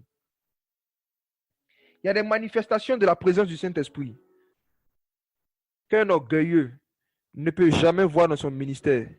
Même s'il jeûne 40 jours et qu'il prie pour tout le monde. Il y a des manifestations de la présence de Dieu auxquelles Dieu ne donne accès qu'à ceux qui ont le cœur brisé, qui sont humbles d'esprit. C'est le critère. Donc si Dieu veut te faire expérimenter les lieux hauts et élevés, qu'est-ce qu'il va faire? Il faut qu'il te brise le cœur. Il faut qu'il te brise l'esprit. Il faut qu'il te brise. Et frères et sœurs, On va voir dans les Écritures des hommes qui ont vécu, qui ont expérimenté les lieux élevés dans leur génération, qui faisaient qu'ils avaient une relation particulière avec Dieu dans leur génération. Et Dieu aussi a pu faire des choses particulières avec eux. Pourquoi? Parce qu'ils étaient dans les lieux hauts et élevés. Ils habitaient avec Dieu. Dans un endroit qu'on appelle les lieux hauts et élevés. Ce même endroit, Jésus a appelé ce même endroit le lieu secret. Il dit, quand tu jeûnes, va dans le lieu secret, ton Père est là. Quand tu pries, va dans le lieu secret, ton Père est là. Quand tu fais l'aumône, fais ça dans le lieu secret, ton Père est là. Et ton Père qui habite là dans le secret, te le rendra publiquement. C'est vrai que nous pouvons avoir accès à ce lieu-là par la prière, par le jeûne et par la pratique de l'aumône, comme Jésus l'a enseigné. Mais si tu pratiques toutes ces choses sans avoir auparavant un cœur brisé, tu ne rentreras pas dans le lieu haut et élevé. Car Dieu a dit dans Isaïe 57, verset 15, j'habiterai dans le lieu haut et élevé. Pas avec celui qui jeûne beaucoup, qui prie beaucoup. Pas avec celui qui médite beaucoup, mais avec celui qui a le cœur brisé. Et on va essayer de voir le comportement de certains hommes qui ont vécu dans le lieu haut et élevé. On va regarder Ésaïe, on va regarder David et on va regarder Habakkuk. On va étudier quelques aspects ce soir et demain on continuera avec d'autres personnages de la parole. Alors, commençons avec Habakkuk. Habakkuk chapitre 3, verset 19. Habakkuk 3, verset 19. Il y a un cantique célèbre, je ne sais pas si vous connaissez, où on dit « Je veux me réjouir dans le Dieu de mon salut, en Jésus mon roi. Il rend mes pieds semblables à ceux des bicheux. Il me fait marcher sur... » Oui, en général, on dit les lieux élevés, n'est-ce pas? Mais regardez ce que le verset dit. En général, on dit « Il me fait marcher sur les lieux élevés. » Ok, regardons ce que Habakkuk a dit. Habakkuk 3, verset 19. Le Seigneur est ma force, et il rend mes pieds semblables à ceux des biches, et me fait marcher sur mes lieux élevés. Sur mes lieux, pas les lieux, mes lieux élevés. Sur mes lieux élevés. Bien aimé, chacun a ses lieux élevés. À chacun ses lieux élevés. Alléluia. Si tu acceptes les brisements qui viennent de Dieu dans ta vie, si tu acceptes les souffrances qui sont attachées à ta foi, Dieu va te faire marcher sur tes lieux élevés. Chacun de nous, on a nos lieux élevés dans des domaines bien particuliers. Ça se manifeste dans la vie sociale, dans la vie professionnelle et dans la vie spirituelle aussi. Et sachez que tout ce qui est social, tout ce qui est physique, en fait, a une origine spirituelle. Notre vie professionnelle a une origine spirituelle, notre vie sociale a une origine spirituelle, notre vie spirituelle a une origine spirituelle. Et dans chacun de ces domaines-là, nous tous, on a des lieux élevés. Ça veut dire qu'il y a des hauteurs et il y a des niveaux que Dieu a prévus pour nous, qu'on expérimente. Il y a des élévations, en fait, que Dieu veut qu'on vive dans ces différents domaines-là. Mais ça dépend. Si on accepte d'être humble de cœur et d'avoir l'esprit brisé. Habakkuk était un homme qui marchait sur ses lieux élevés. Et s'il le disait, ça veut dire qu'il a pratiqué Isaïe 57, verset 15, quand on l'a lu. Ça veut dire qu'il a accepté des brisements, en fait. Et on va voir un brisement clair que Habakkuk a accepté. Habakkuk chapitre 1.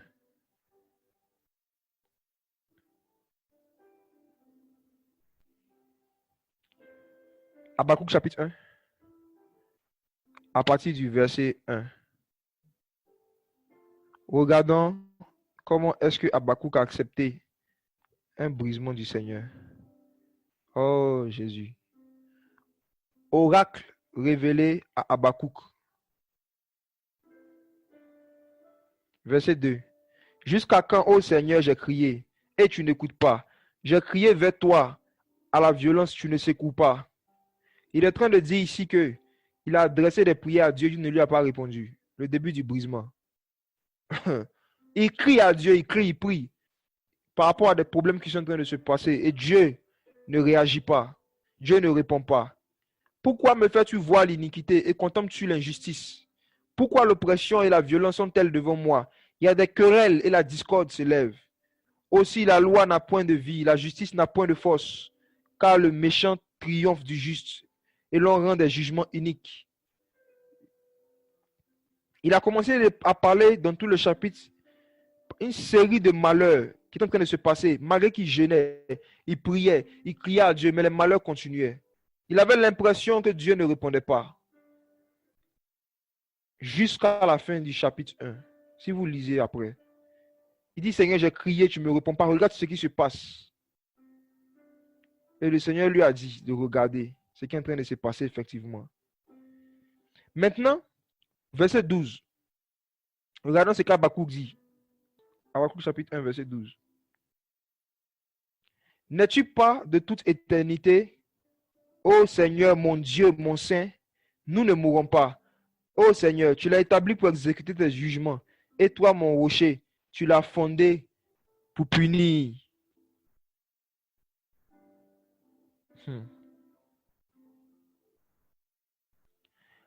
Regardons Habakkuk chapitre 2, verset 1. Habakkuk chapitre 2, le verset 1. Regardez une manifestation du brisement dans l'intimité avec le Seigneur. Je me tiendrai à mon poste de garde. Je resterai debout sur le rempart. Je veillerai pour voir ce qu'il me dira et je répliquerai au sujet de mes reproches. Il a fait des reproches à Dieu. Je me tiendrai à mon poste. Je me tiens sur la tour. Je veille pour voir ce que le Seigneur me dirait et ce que je répliquerai après ma plainte. Dans une autre version. Il s'est plaint. Il a crié à Dieu. Et quand il a fini, il a décidé d'attendre la réponse du Seigneur. Il a décidé de rester à son poste. Il a décidé de rester dans la sanctification, malgré que Dieu ne lui répond pas. Il a décidé de continuer de prier, malgré que Dieu ne lui répond pas. Il a décidé de continuer de jeûner, malgré que Dieu ne lui répond pas. Il a décidé de continuer à méditer les Écritures, à obéir au commandement de Dieu, à fuir le péché, malgré que Dieu ne l'exauçait pas. Et bien aimé, dans notre relation avec le Seigneur, parfois le Seigneur nous brise par le silence. Il nous brise par son silence. Dieu nous brise en ne nous répondant pas. Dieu nous brise en ne nous exauçant pas. Dieu peut te briser et Dieu va nous briser dans plusieurs domaines de nos vies en ne nous donnant pas de réponse, ne nous donnant pas d'exaucement pour voir notre comportement, pour voir si on a l'esprit brisé. Et un homme qui n'a pas l'esprit brisé, lorsqu'il crie à Dieu comme Habakkuk, qui crie, Dieu ne répond pas, il retourne dans le monde. Il crie, Dieu ne répond pas, il retourne dans le péché. Il crie, Dieu ne répond pas, il abandonne la vie de prière. Il y a des problèmes dans sa vie, il prie, Dieu ne l'exauce pas. Il abandonne la vie de méditation. Il y a des problèmes dans sa vie, il prie, Dieu ne le répond pas, il abandonne la vie de jeûne. Et Dieu dit, voici quelqu'un qui n'a pas l'esprit brisé. Il ne peut pas être dans les lieux élevés. Parce que l'une des choses qui caractérise ce lieu-là, le lieu secret, c'est le silence. C'est le silence. Lorsque le grand prêtre, appelé souverain sacrificateur dans certaines versions, devait rentrer dans le lieu très saint, l'une des choses qui caractérisait le lieu très saint, c'était le noir et le silence. Lorsque tu rentres dans le lieu très saint, le lieu haut et élevé, lorsque tu rentres dans cette dimension de la présence de Dieu, la première chose que tu croises, c'est le silence de Dieu. Et souvent, des longs silences de Dieu qui ne sont pas rattachés à la vie de péché sont simplement des signes que Dieu t'a fait rentrer dans une profondeur plus grande de sa présence. Souvent, l'absence de lumière montre que tu es passé du lieu saint au lieu très saint. Dans le lieu saint,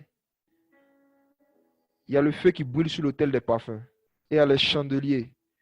Mais il n'y a pas de chandelier dans le lieu très saint.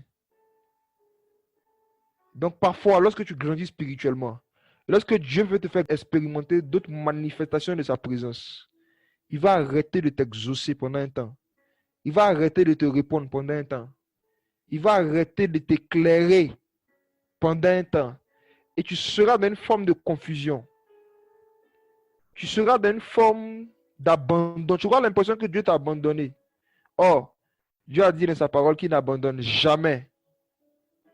Il a dit, je suis avec vous chaque jour jusqu'à la fin du monde. Mais il n'a pas dit, je vais vous parler chaque jour jusqu'à la fin du monde. Il a dit que je suis avec vous chaque jour jusqu'à la fin du monde, mais il n'a pas dit je vais vous exaucer chaque jour jusqu'à la fin du monde.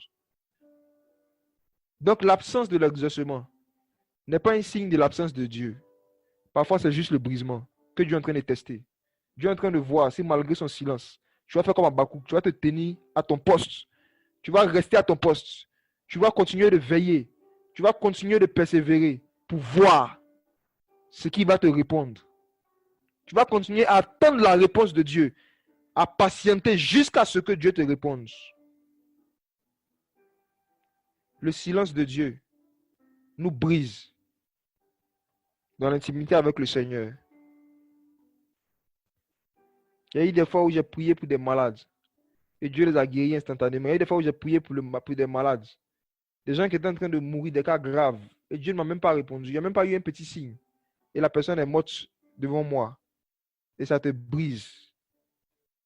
Et ça te rappelle que tu as le don de guérison, mais tu n'as pas la guérison. La guérison appartient à Jésus. Il la donne à qui il veut, à chacun selon son bon plaisir. Tu peux lui demander. Et ça te rappelle que Dieu n'est pas obligé d'exaucer toutes tes demandes parce qu'il est souverain. On chante que l'agneau est souverain, mais on n'aime pas vivre cela. On aime chanter cela, mais on n'aime pas vivre cela parce que la souveraineté de Dieu nous brise. Ça détruit quelque chose en nous. Mais si on accepte cela, comme Habakkuk, on dit, malgré que tu ne me réponds pas, malgré que je crie à toi et que les problèmes se multiplient, malgré cela, je vais me tenir à mon poste. Je vais rester debout sur le rempart. Je vais continuer de te chercher, je vais continuer de t'aimer, continuer de te craindre, jusqu'à ce que tu me répondes. Donc Dieu peut nous briser par le silence. Et quand un homme est brisé, quand tu acceptes le brisement, tu ne t'irrites pas contre Dieu, tu n'abandonnes pas ton poste. Tu n'abandonnes pas ton poste, tu te tiens à ta garde. Tu continues de servir Dieu. Malgré tous les problèmes que tu vis, tu continues de le servir. Malgré qu'il ne répond pas à ta question, tu continues de le servir. Ça montre que tu as le cœur brisé, que tu as l'esprit brisé. Ce sont les symptômes du brisement. Un homme qui peut servir Dieu, une femme qui peut servir Dieu, indépendamment des problèmes qu'il vit, indépendamment des souffrances qui se passent, qui se tient à son poste, au point où les hommes brisés sont choqués. Il y a des amis pour me taquiner, ils disent, ah, vraiment, il y a ton beau-père qui est mort, tu n'as pas annulé le programme. J'ai dit, mais est-ce que si j'annule, il va ressusciter? On lit celui à qui Jésus a dit, le jeune homme a dit, mon père vient de mourir. Jésus dit, allons évangéliser. Il dit, mon père vient de mourir, je viens. Bon, il n'a pas dit, mon père vient de mourir. Il dit, laisse-moi d'abord enterrer mon père, parce que, bon, ça aussi, c'est autre chose. Il n'a pas dit, mon père vient de mourir. Il dit, laisse-moi enterrer mon père. Il n'y a rien qui prouve que son père était vraiment mort. Peut-être qu'il voulait attendre que son père meure avant de l'enterrer, avant de venir. Il a dit, laisse-moi enterrer mon père. Jésus dit, laisse-les morts ensevelir les morts. Toi, va annoncer le royaume. On aime lire ça, c'est chic. Mais c'était son père. Et comment parmi nous, si on est la pratique, on sera prêt si Jésus nous dit, va annoncer le royaume des cieux. Laisse funérailles, va. Comment on va accepter? Si tu n'as pas l'esprit brisé, le cœur brisé, tu ne peux pas accepter cela. Bien-aimé, on regarde Habakkuk. Voici le brisement, comment il a manifesté cela. Et après, il a pu dire maintenant, tu me fais marcher sur mes lieux élevés. On va regarder le brisement dans la vie de David. David, c'est un cas à part. Lui, vraiment, je pense que, non, à chaque fois que je lis ça, je suis impressionné. Je pense que pour David, là, je vais garder ça pour demain. Parce que là, est presque fini. Parce que David, là, il y a tellement de choses à dire sur lui. Alors, regardez Ésaïe plutôt. Ésaïe chapitre 33. Ésaïe chapitre 33.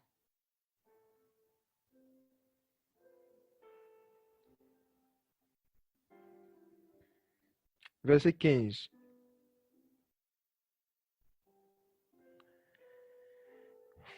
Ésaïe 33, à partir du verset 15 jusqu'au verset 16. Bon, on va commencer à partir du verset 14. Je lis. Les pécheurs sont effrayés dans Sion, et le tremblement saisit les hypocrites. Qui de nous pourra séjourner avec le feu dévorant? Le feu dévorant, c'est Dieu. Hein? Qui de nous pourra demeurer qui peut habiter? Les gens commencent à se poser la question, qui peut demeurer, qui peut séjourner, qui peut rester dans la présence de Dieu, avec le feu dévorant? Et ça continue. Qui de nous pourra séjourner avec les flammes éternelles? Oh, les flammes éternelles. Celui qui marche dans la justice et qui parle avec droiture, qui rejette le gain injuste, acquis par extorsion, qui secoue ses mains pour ne pas accepter pot de vin, pas de la corruption, qui bouche ses oreilles pour ne pas entendre des propos sanguinaires, qui ferme ses yeux pour ne pas voir le mal, celui-là habitera dans les lieux élevés. Ça revient encore. Des forteresses bâties sur le rocher seront sa haute retraite. Son pain lui sera donné et ses eaux ne lui manqueront point. Le Seigneur a décrit le comportement de quelqu'un qui va habiter sur les lieux élevés et qui sera, on dit, les forteresses bâties sur le rocher seront sa haute retraite. Il y a une forme de protection quand tu rentres dans cette profondeur de la présence de Dieu. Il dit son pain lui sera donné et ses eaux ne lui manquera pas. Mais à quelle condition? Qu'il marche dans la justice, parle avec droiture. Voici, Isaïe est en train de décrire le comportement d'un homme brisé. Marche dans la justice, parle avec droiture, rejette les gains injustes acquis par extorsion. Tu as une amie, tu sais qu'elle se prostitue. Tu sais qu'elle couche avec quelqu'un qui n'est pas son mari. Et on lui donne son argent de prostitution, elle vient te donner. Et puis tu dis, Seigneur, est-ce que tu veux qu'il accepte ou bien accepte pas? Ça, c'est les prières des gens qui ne sont pas brisés. Ma camarade se fait entretenir par un homme marié, elle ne travaille pas, ce n'est pas son propre argent, elle ne fait aucun commerce. Elle se fait entretenir par un homme marié. Et elle veut me donner l'argent. Oh Dieu, si tu ne veux pas qu'il prenne, donne-moi un signe. Le manque de brisement. Et c'est pour cela que tu ne marches pas dans tes lieux élevés. On nous dit ici qu'un homme brisé rejette le gain injuste acquis par extorsion. C'est-à-dire l'argent mal acquis, l'argent sale. Quand tu connais l'origine qui est sale de quelque chose, fais attention. Peu importe la quantité de tes besoins. Ma soeur, Satan connaît tes besoins. Jésus connaît tes besoins, Satan aussi. Jésus a jeûné 40 jours, il a eu faim. Quelle est la première personne qui lui a proposé de la nourriture? C'est Satan. Quelle est la première personne qui lui a proposé quelque chose pour manger? C'est Satan. Jésus eut faim et Satan lui dit, voici la nourriture. Transforme les pieds en pain. Les premières opportunités parfois que nous avons, lorsque nous avons des besoins, peuvent venir de Satan. Ce n'est pas parce que tu as faim que toutes les opportunités d'avoir du pain viennent de Dieu. Jésus a eu faim, mais qui lui a proposé cette manière d'avoir le pain? Est-ce que c'était la manière légale que Dieu établit sur la terre? Transformer les pieds en pain, dénaturer les choses, changer la nature des choses, travestir les choses juste pour manger. Changer le bien en mal et le mal en bien, juste parce qu'on a faim. Et beaucoup de personnes acceptent cela. Et en même temps, ils disent, Seigneur, fais-moi voir ta gloire, je vais avoir une intimité avec toi. Tant que vous allez tolérer la compromission dans votre vie, ne vous attendez pas à vivre de grandes choses avec le Seigneur. Ne vous attendez pas à expérimenter vos lieux élevés. Il y a des personnes, peut-être que vous vivez une forme d'élévation dans votre entreprise. Mais dans le plan de Dieu, ça devait être plus que cela. C'est parce que vous tolérez des bêtises. C'est parce que vous tolérez la faute. Vous tolérez les détournements. Sinon, Dieu vous aurait élevé encore plus. Et le diable a l'habitude de faire croire aux enfants de Dieu que aux enfants de Dieu qui sont au CP1, qu'ils ont déjà le bac. Il a l'habitude de faire croire aux enfants de Dieu que la position dans laquelle ils sont, c'est ça qui est Canaan, alors qu'ils sont très loin. Alors, Ésaïe, on va voir un passage qui montre que c'était un homme qui a accepté le brisement du Seigneur, qui a accepté des souffrances qui étaient rattachées à son intégrité, à sa marche avec le Seigneur.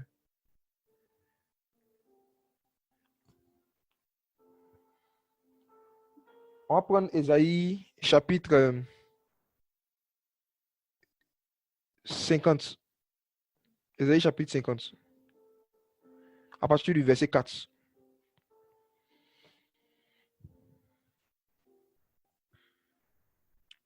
Ésaïe 50 à partir du verset 4. Ok. Le Seigneur m'a donné la langue des disciples pour que je sache soutenir par la parole celui qui est fatigué. Matin après matin, il me réveille. Ça parle de la vie de réveil d'Ésaïe. Il vivait le réveil chaque jour. Pour lui, ce n'était pas une fois par an. Quand il y avait des grandes conférences, c'était quelque chose qu'il vivait chaque matin. Il dit matin après matin, il me réveille. Afin que je prête l'oreille au discours des sages. Le Seigneur m'a ouvert l'oreille. Je n'ai pas été rebelle et je ne me suis pas retiré en arrière. Alors, en même temps qu'il parle de son brisement à lui, en même temps il commence à parler du brisement du Messie. Parce que dans la suite, tout ce qui va se dire, ça concerne le Messie.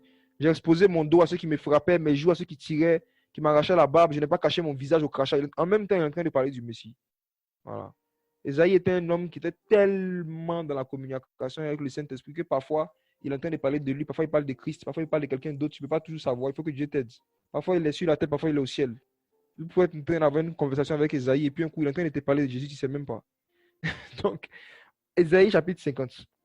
Esaïe nous dit que Dieu lui a donné la langue des disciples pour savoir soutenir par la parole celui qui est fatigué ou celui qui est découragé. Vous savez, frères et sœurs, ce n'est pas tout le monde qui sait soutenir les gens par la parole. C'est un exercice spirituel.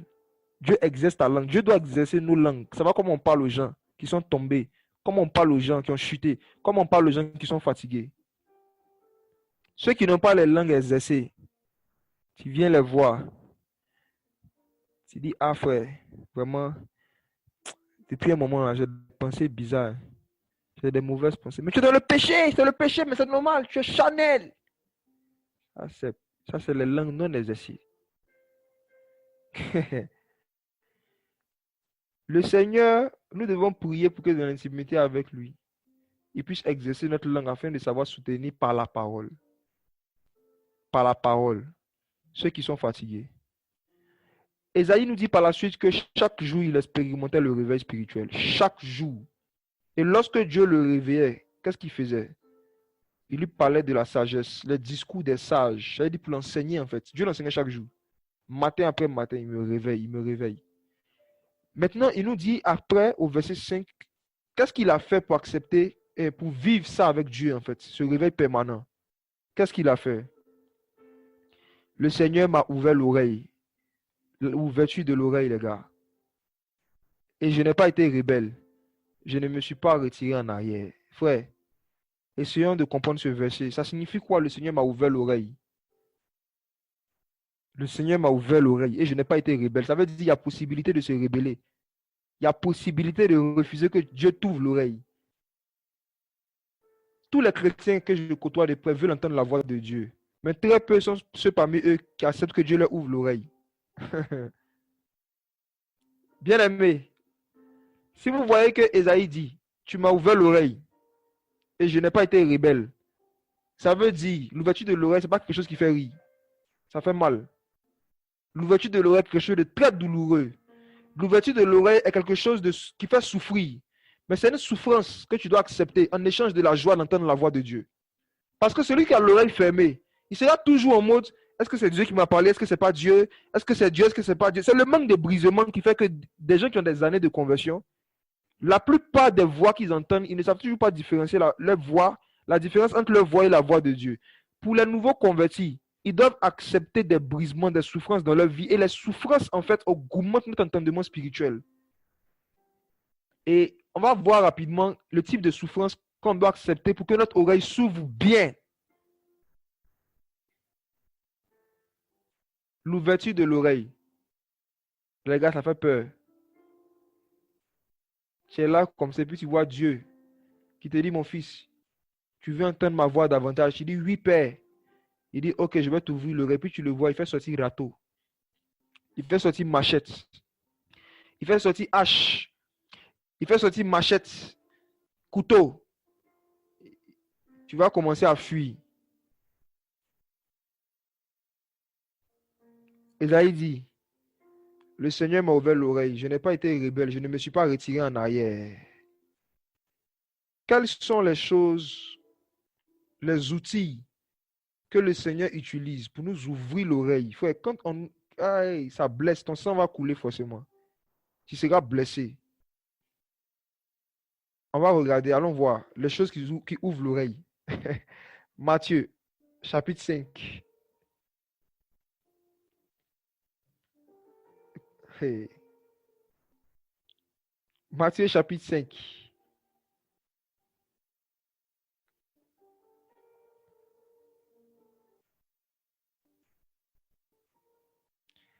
Je vais aller à partir du verset 8.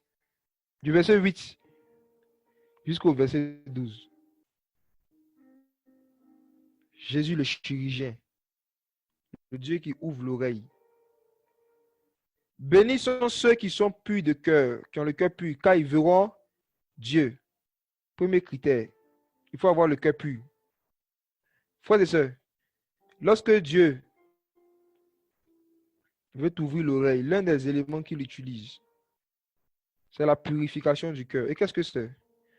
Le Seigneur dit, bénis ceux qui ont le cœur pur car ils verront Dieu. Ça veut dire quoi?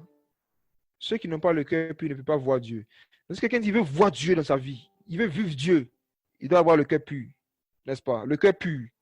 Avoir le cœur pur, c'est un cœur sans amertume, sans rancune, sans haine et sans mauvaise pensée, sans désir de vengeance. Lorsque tu as dans ton cœur l'envie que Dieu te venge de quelqu'un, tu n'as pas le cœur pur. Lorsque tu as dans ton cœur l'amertume que tu gardes, que tu développes contre quelqu'un à qui tu refuses de pardonner, le manque de pardon simplement, tu n'as plus le cœur pur. Il y a des choses, parmi les choses qui souillent notre cœur très subtilement et très rapidement à l'amertume. Et celui qui a l'amertume dans son cœur ne peut pas voir le cœur pur, ne peut pas voir Dieu. Donc Dieu utilise souvent des personnes pour nous mettre dans l'amertume. Dieu les utilise comme des instruments de brisement. Et puis après, il vient, il veut t'ouvrir l'oreille, il veut purifier ton cœur. Il te dit pardonne, ne te venge pas. Et si tu refuses, tu ne verras pas Dieu. Mais heureux ceux qui ont le cœur pur, car ils verront Dieu. Regardons ce que l'amertume fait dans le cœur. Allons dans Hébreu. On va revenir dans Matthieu 5, allons dans Hébreu chapitre 12, verset 15. Hébreu 12, verset 15. Hébreu 12, verset 15, vous pouvez noter, je lis rapidement. Veillez à ce que personne ne se prive de la grâce de Dieu. Veillez à ce que personne ne se prive de la grâce de Dieu. Je relis une troisième fois. Veillez, veillez. Veillez sur votre cœur plus que tout, car de lui viennent les sources de la vie. Veillez à ce que personne ne se prive de la grâce de Dieu. Comment? À ce qu'aucune racine d'amertume poussant des rejetons ne vous trouble et que plusieurs n'en soient souillés par elle. Donc Dieu nous dit clairement ici que l'amertume souille le cœur. Le manque de pardon, la rancune, ça souille le cœur. Et celui qui a le cœur dans cet état-là se prive de la grâce de Dieu. Donc il dit, veillez à ce que personne ne se prive de la grâce de Dieu, comme par l'amertume. Bien-aimé, si Dieu veut purifier ton cœur, il faut qu'il envoie quelqu'un pour salir ton cœur. Écoutez bien. Si Dieu veut purifier ton cœur, il va passer par quelqu'un pour salir ton cœur. Car on ne peut pas parler de purification s'il n'y a pas d'impureté. Et parmi les choses qui viennent souiller notre cœur à l'amertume. Et lorsque Dieu veut que tu manifestes le pardon, il faut qu'il envoie quelqu'un pour te blesser. Comment est-ce que tu pourras pratiquer le passage qui dit « Pardonnez à ceux qui vous ont offensé » s'il n'y a personne qui t'a offensé? Il y a certaines vérités bibliques, certains commandements de Christ qu'on ne peut pas pratiquer si on n'a pas des offenseurs dans nos vies. Les gens qui nous offensent et qui nous blessent régulièrement sont des serviteurs de Dieu.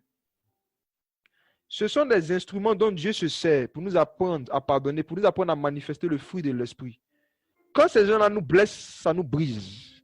Et on a le choix entre pratiquer ce que Jésus a dit, pardonner, ou bien les détester et puis chercher à se venger.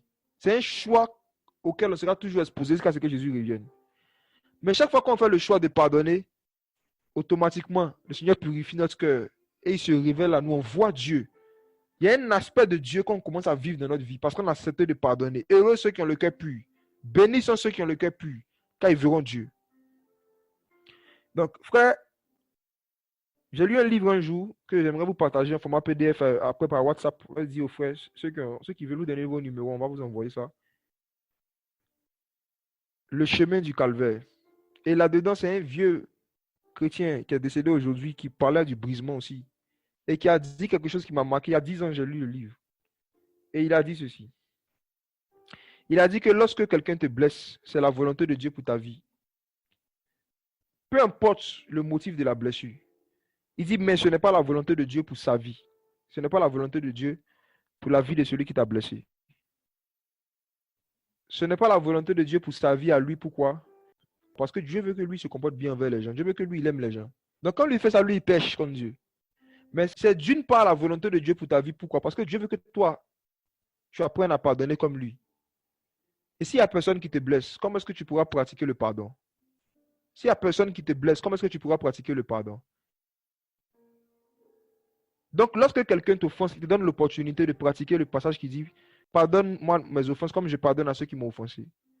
Il faut qu'on voit à travers, plus nous acceptons le brisement, nous voyons à travers les offenses des opportunités que Dieu nous donne de manifester son caractère. Pardonner ne veut pas toujours dire nous renouer la communication avec la personne, non. Pardonner ne veut pas forcément dire aller faire copain, mais pardonner veut dire ne pas garder d'amertume dans son cœur. Pardonner veut dire ne pas planifier une vengeance, une revanche. Ne pas planifier une revanche dans notre cœur contre la personne. S'il y a quelqu'un qui t'a blessé, qui t'a offensé, et que dans ton cœur, tu dis je lui ai pardonné, mais dans ton cœur, tu t'attends à ce qu'il y ait quelque chose qui se passe pour te venger. Ou bien tu t'attends à ce qu'il y ait un malheur qui lui arrive pour que la personne regrette ce qu'il t'a fait. Tu n'as pas le cœur pur. Je vous assure, tu n'as pas le cœur pur. Sur la croix, quand on crucifiait Jésus-Christ, il était un homme brisé, sachant ce que c'est que la douleur. Il ne s'attendait pas à ce que les pharisiens meurent. Après avoir dit, Père, pardonne-leur quand ils ne savent pas ce qu'ils font. Il ne s'attendait pas à ce que ces gens-là meurent. La preuve, il a envoyé Pierre pour leur prêcher la repentance. Pierre a dit, c'est pas ignorance que vous avez agi ainsi. Mais maintenant, le Jésus que vous avez crucifié là, il vous rappelle. Donc, ça montre que Jésus-Christ a pardonné et son pardon était profond, son cœur était pur. Pourquoi? Parce qu'il n'y avait pas un désir de se venger derrière, en fait. Or, souvent, lorsque nous n'acceptons pas les offenses comme des brisements de Dieu, on peut facilement nourrir secrètement d'un coin de son cœur le désir qu'un malheur arrive à la personne.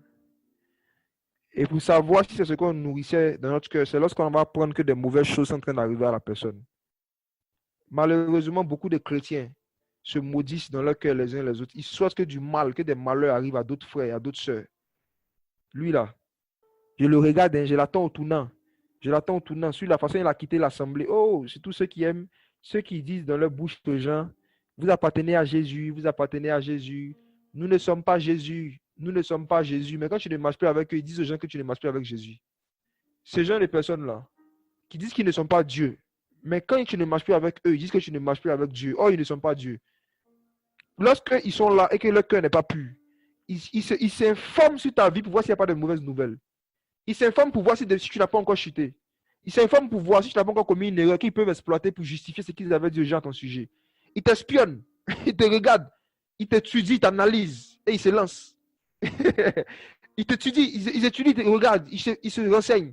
Ils attendent dans leur cœur d'entendre quelque chose de mal que tu as fait pour qu'ils puissent prendre ça, pour dire au monde entier, voilà, je vous avais dit qu'il n'était pas bien. Et c'est pour ça que beaucoup d'entre eux, ils ne voient pas Dieu dans l'œuvre qu'ils font. Ceux qui font l'œuvre et qui ont des cœurs comme ça. Moi, j'aimerais exhorter à la repentance. Vous tous qui êtes là, qui avez eu des histoires avec des pasteurs, des prédicateurs. Vous tous qui êtes là, qui avez eu des histoires avec des frères et sœurs, avec des missions, avec des œuvres. Je vous en supplie. Purifiez vos cœurs.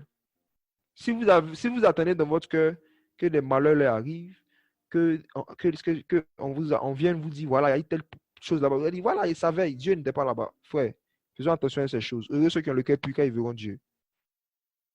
Même s'ils t'ont blessé, tu ne dois pas leur souhaiter des malheurs. Dieu a dit, ne vous vengez point, à moi appartient la vengeance. C'est Dieu seul qui a le droit plutôt de planifier la vengeance. On n'a pas ce droit-là. Il ne nous a pas donné ce droit-là. Donc, on retourne dans Matthieu chapitre 5, verset 8. Heureux ceux qui ont le cœur pur, car ils verront Dieu. La Bible dit dans Proverbe, lorsque ton ennemi tombe, ne te réjouis pas. Quand tu as le cœur pur, même quand tu apprends que ton ennemi a chuté, tu ne te réjouis pas parce que tu as le cœur brisé. Les hommes qui avaient le cœur brisé, comme Samuel, quand ils entendent que Saül va chuter, ils se disent pas, ça tombe bien, placer mon fils sur le trône. Ils ne voient pas dans la chute, les gens qui ont le cœur brisé ne voient pas dans la chute des autres une promotion, une opportunité pour eux d'être élevés. Ils ne voient pas dans l'abaissement des autres une opportunité pour eux d'être glorifiés.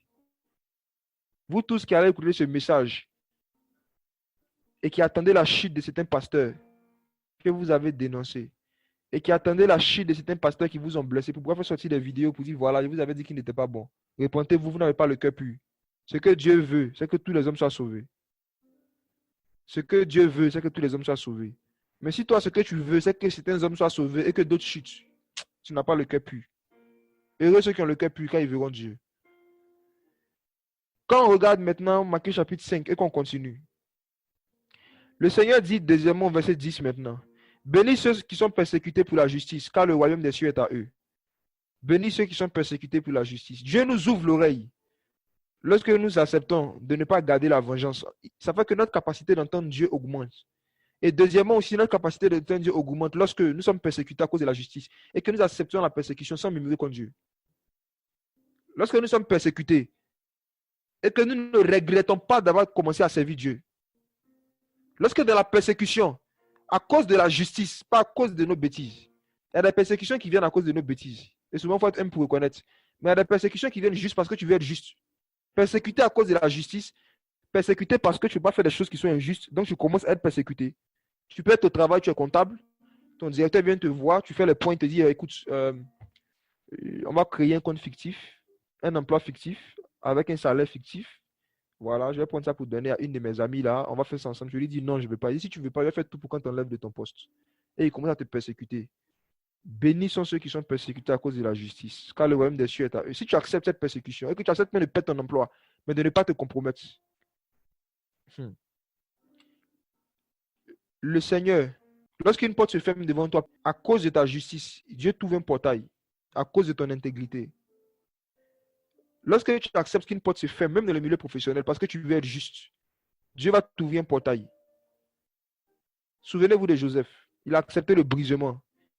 Il a été persécuté par la femme de son patron. Elle dit couche avec moi, couche avec moi, couche avec moi, couche, couche, couche. Il ne veut pas. Il ne veut pas coucher. Oh, il y a une porte qui lui avait été ouverte. Il était devenu le chef des prisonniers.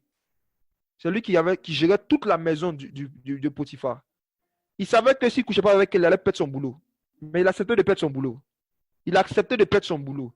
Aujourd'hui, beaucoup de chrétiens se compromettent au travail et disent que je ne peux pas arrêter parce que j'ai une famille à nourrir.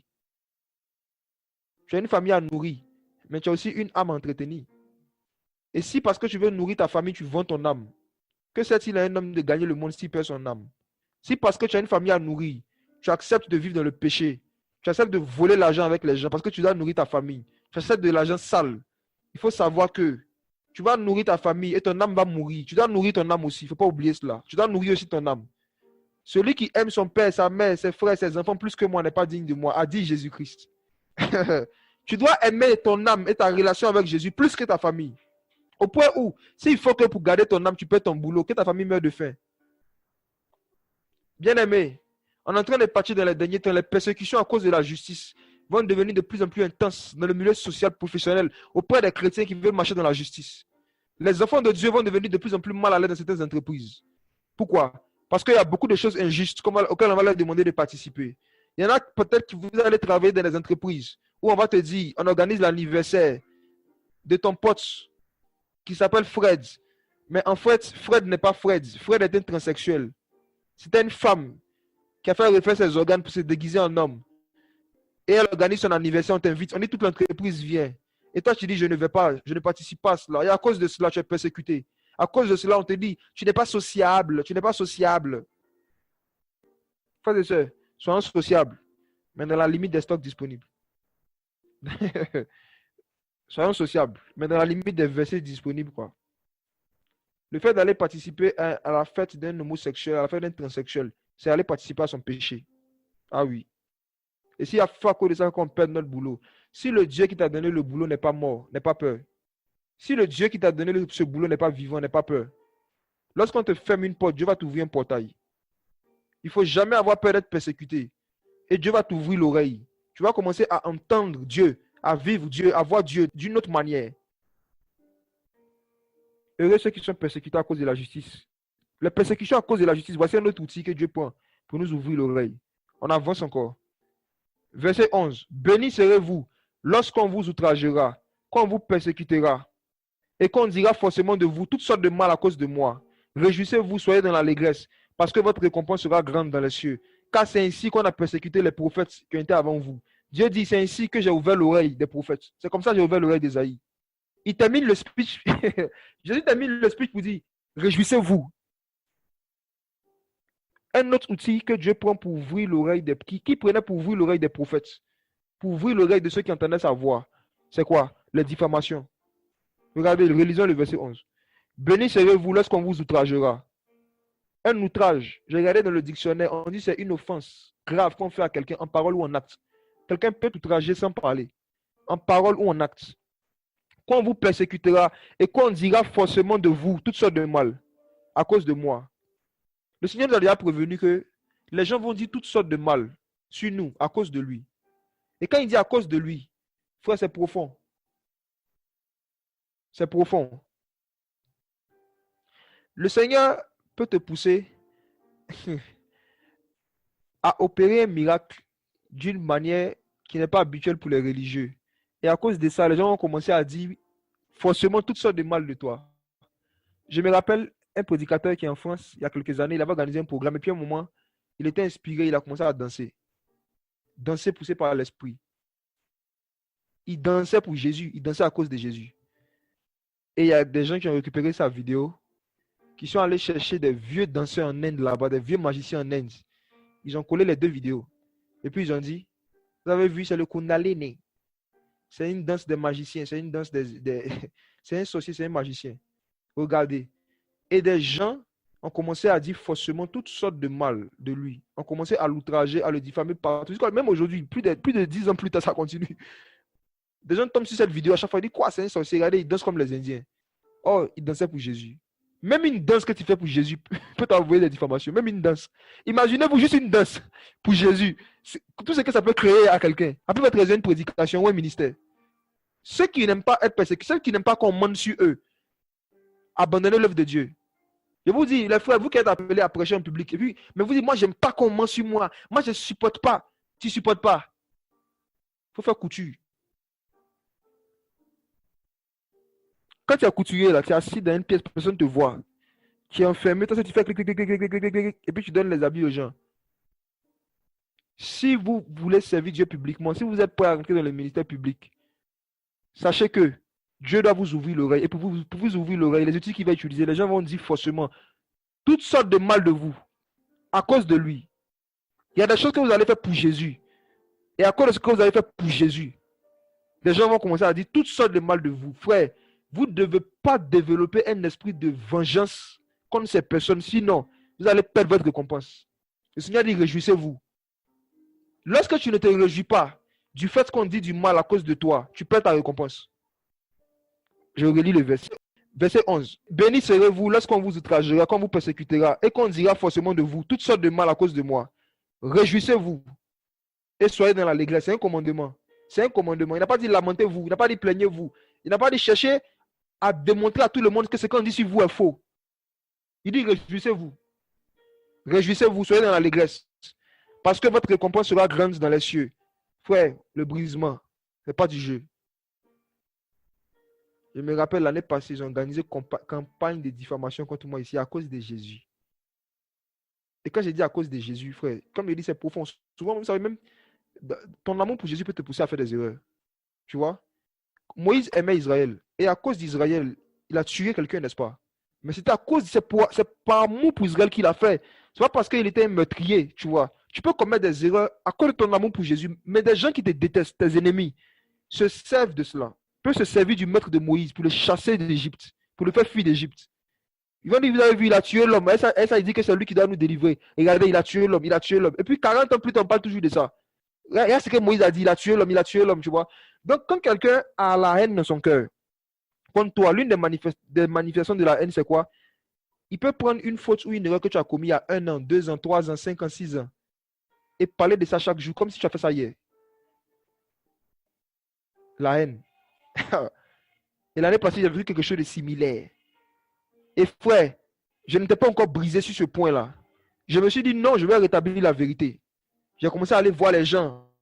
J'ai dit, non, il a convoqué telle réunion, je vais aller voir telle personne, je vais expliquer que c'est faux. Ils ont ajouté des choses. Il y a des choses qui n'ont pas été dites, frère. Il a fallu avoir attention dans ça. Vous allez avoir crise cardiaque.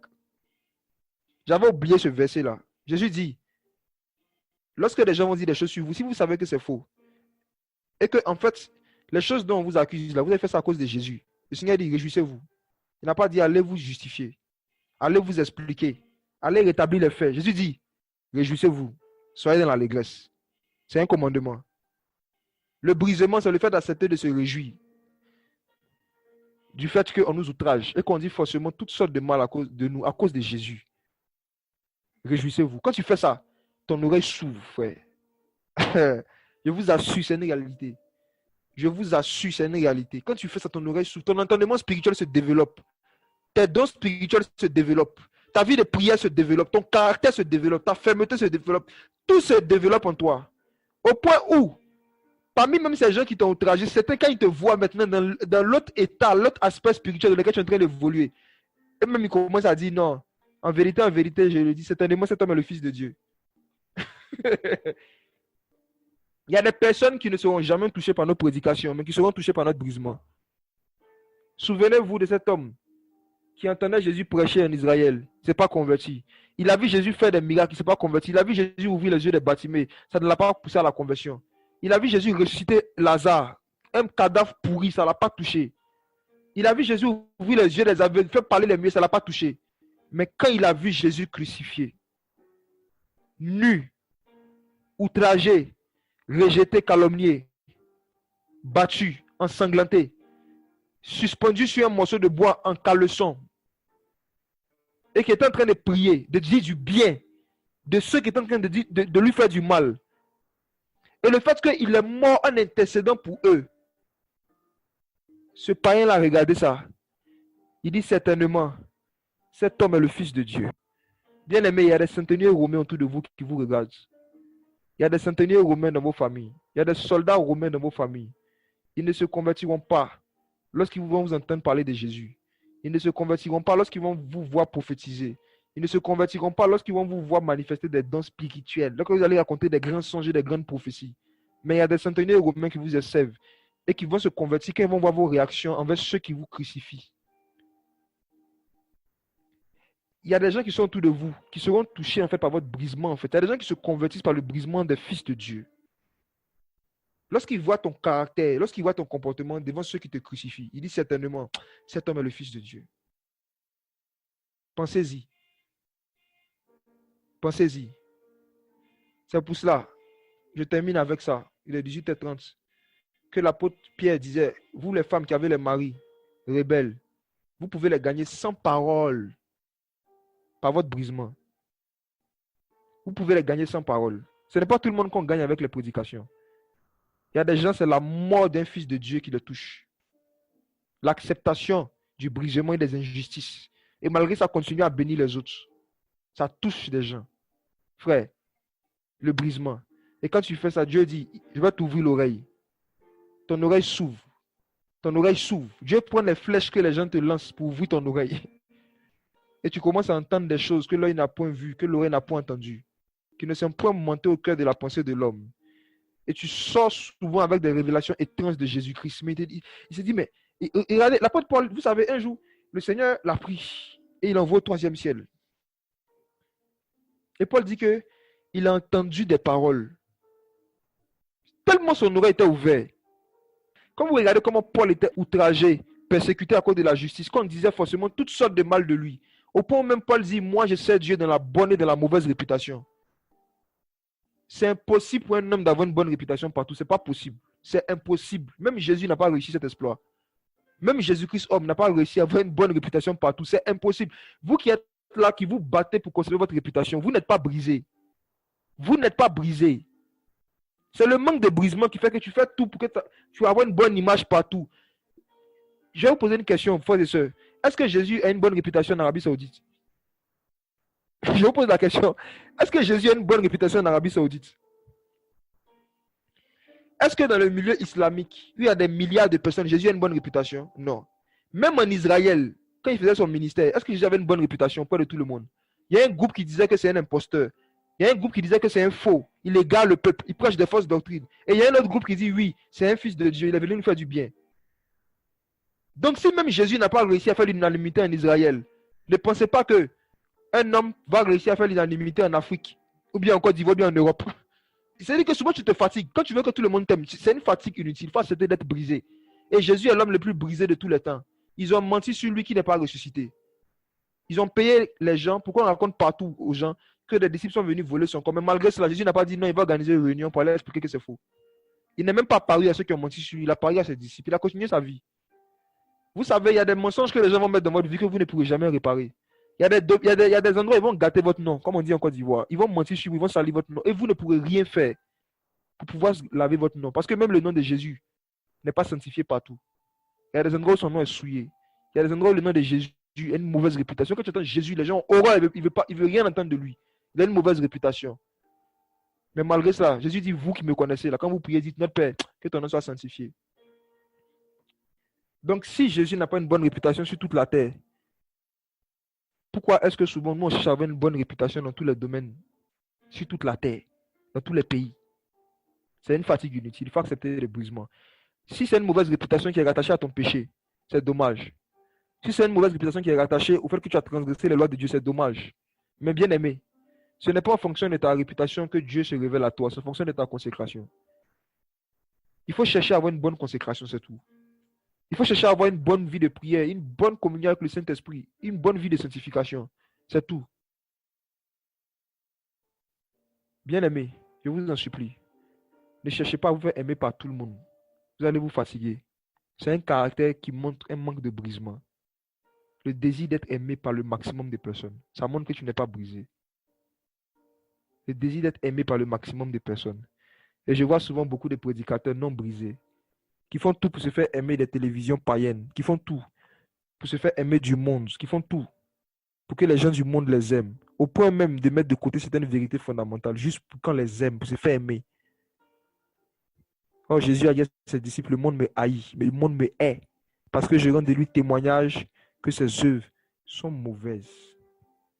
La peur d'être haï est un symptôme du manque de brisement. La peur d'être haï à cause de la vérité, à cause de Jésus, montre que tu n'es pas brisé. Mais quand tu acceptes le brisement, quand tu acceptes que les gens te détestent à cause de Jésus, il va te faire habiter dans le lieu haut et élevé.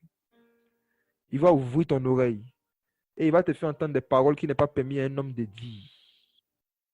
Il va commencer à te faire voir ce que l'œil n'a point vu, ce que l'oreille n'a point entendu. Dieu va commencer à te faire vivre des choses lorsque tu acceptes de souffrir. Si vous voulez être heureux dans votre intimité avec Dieu, acceptez les souffrances qui sont rattachées à votre foi chrétienne, à votre amour pour Jésus.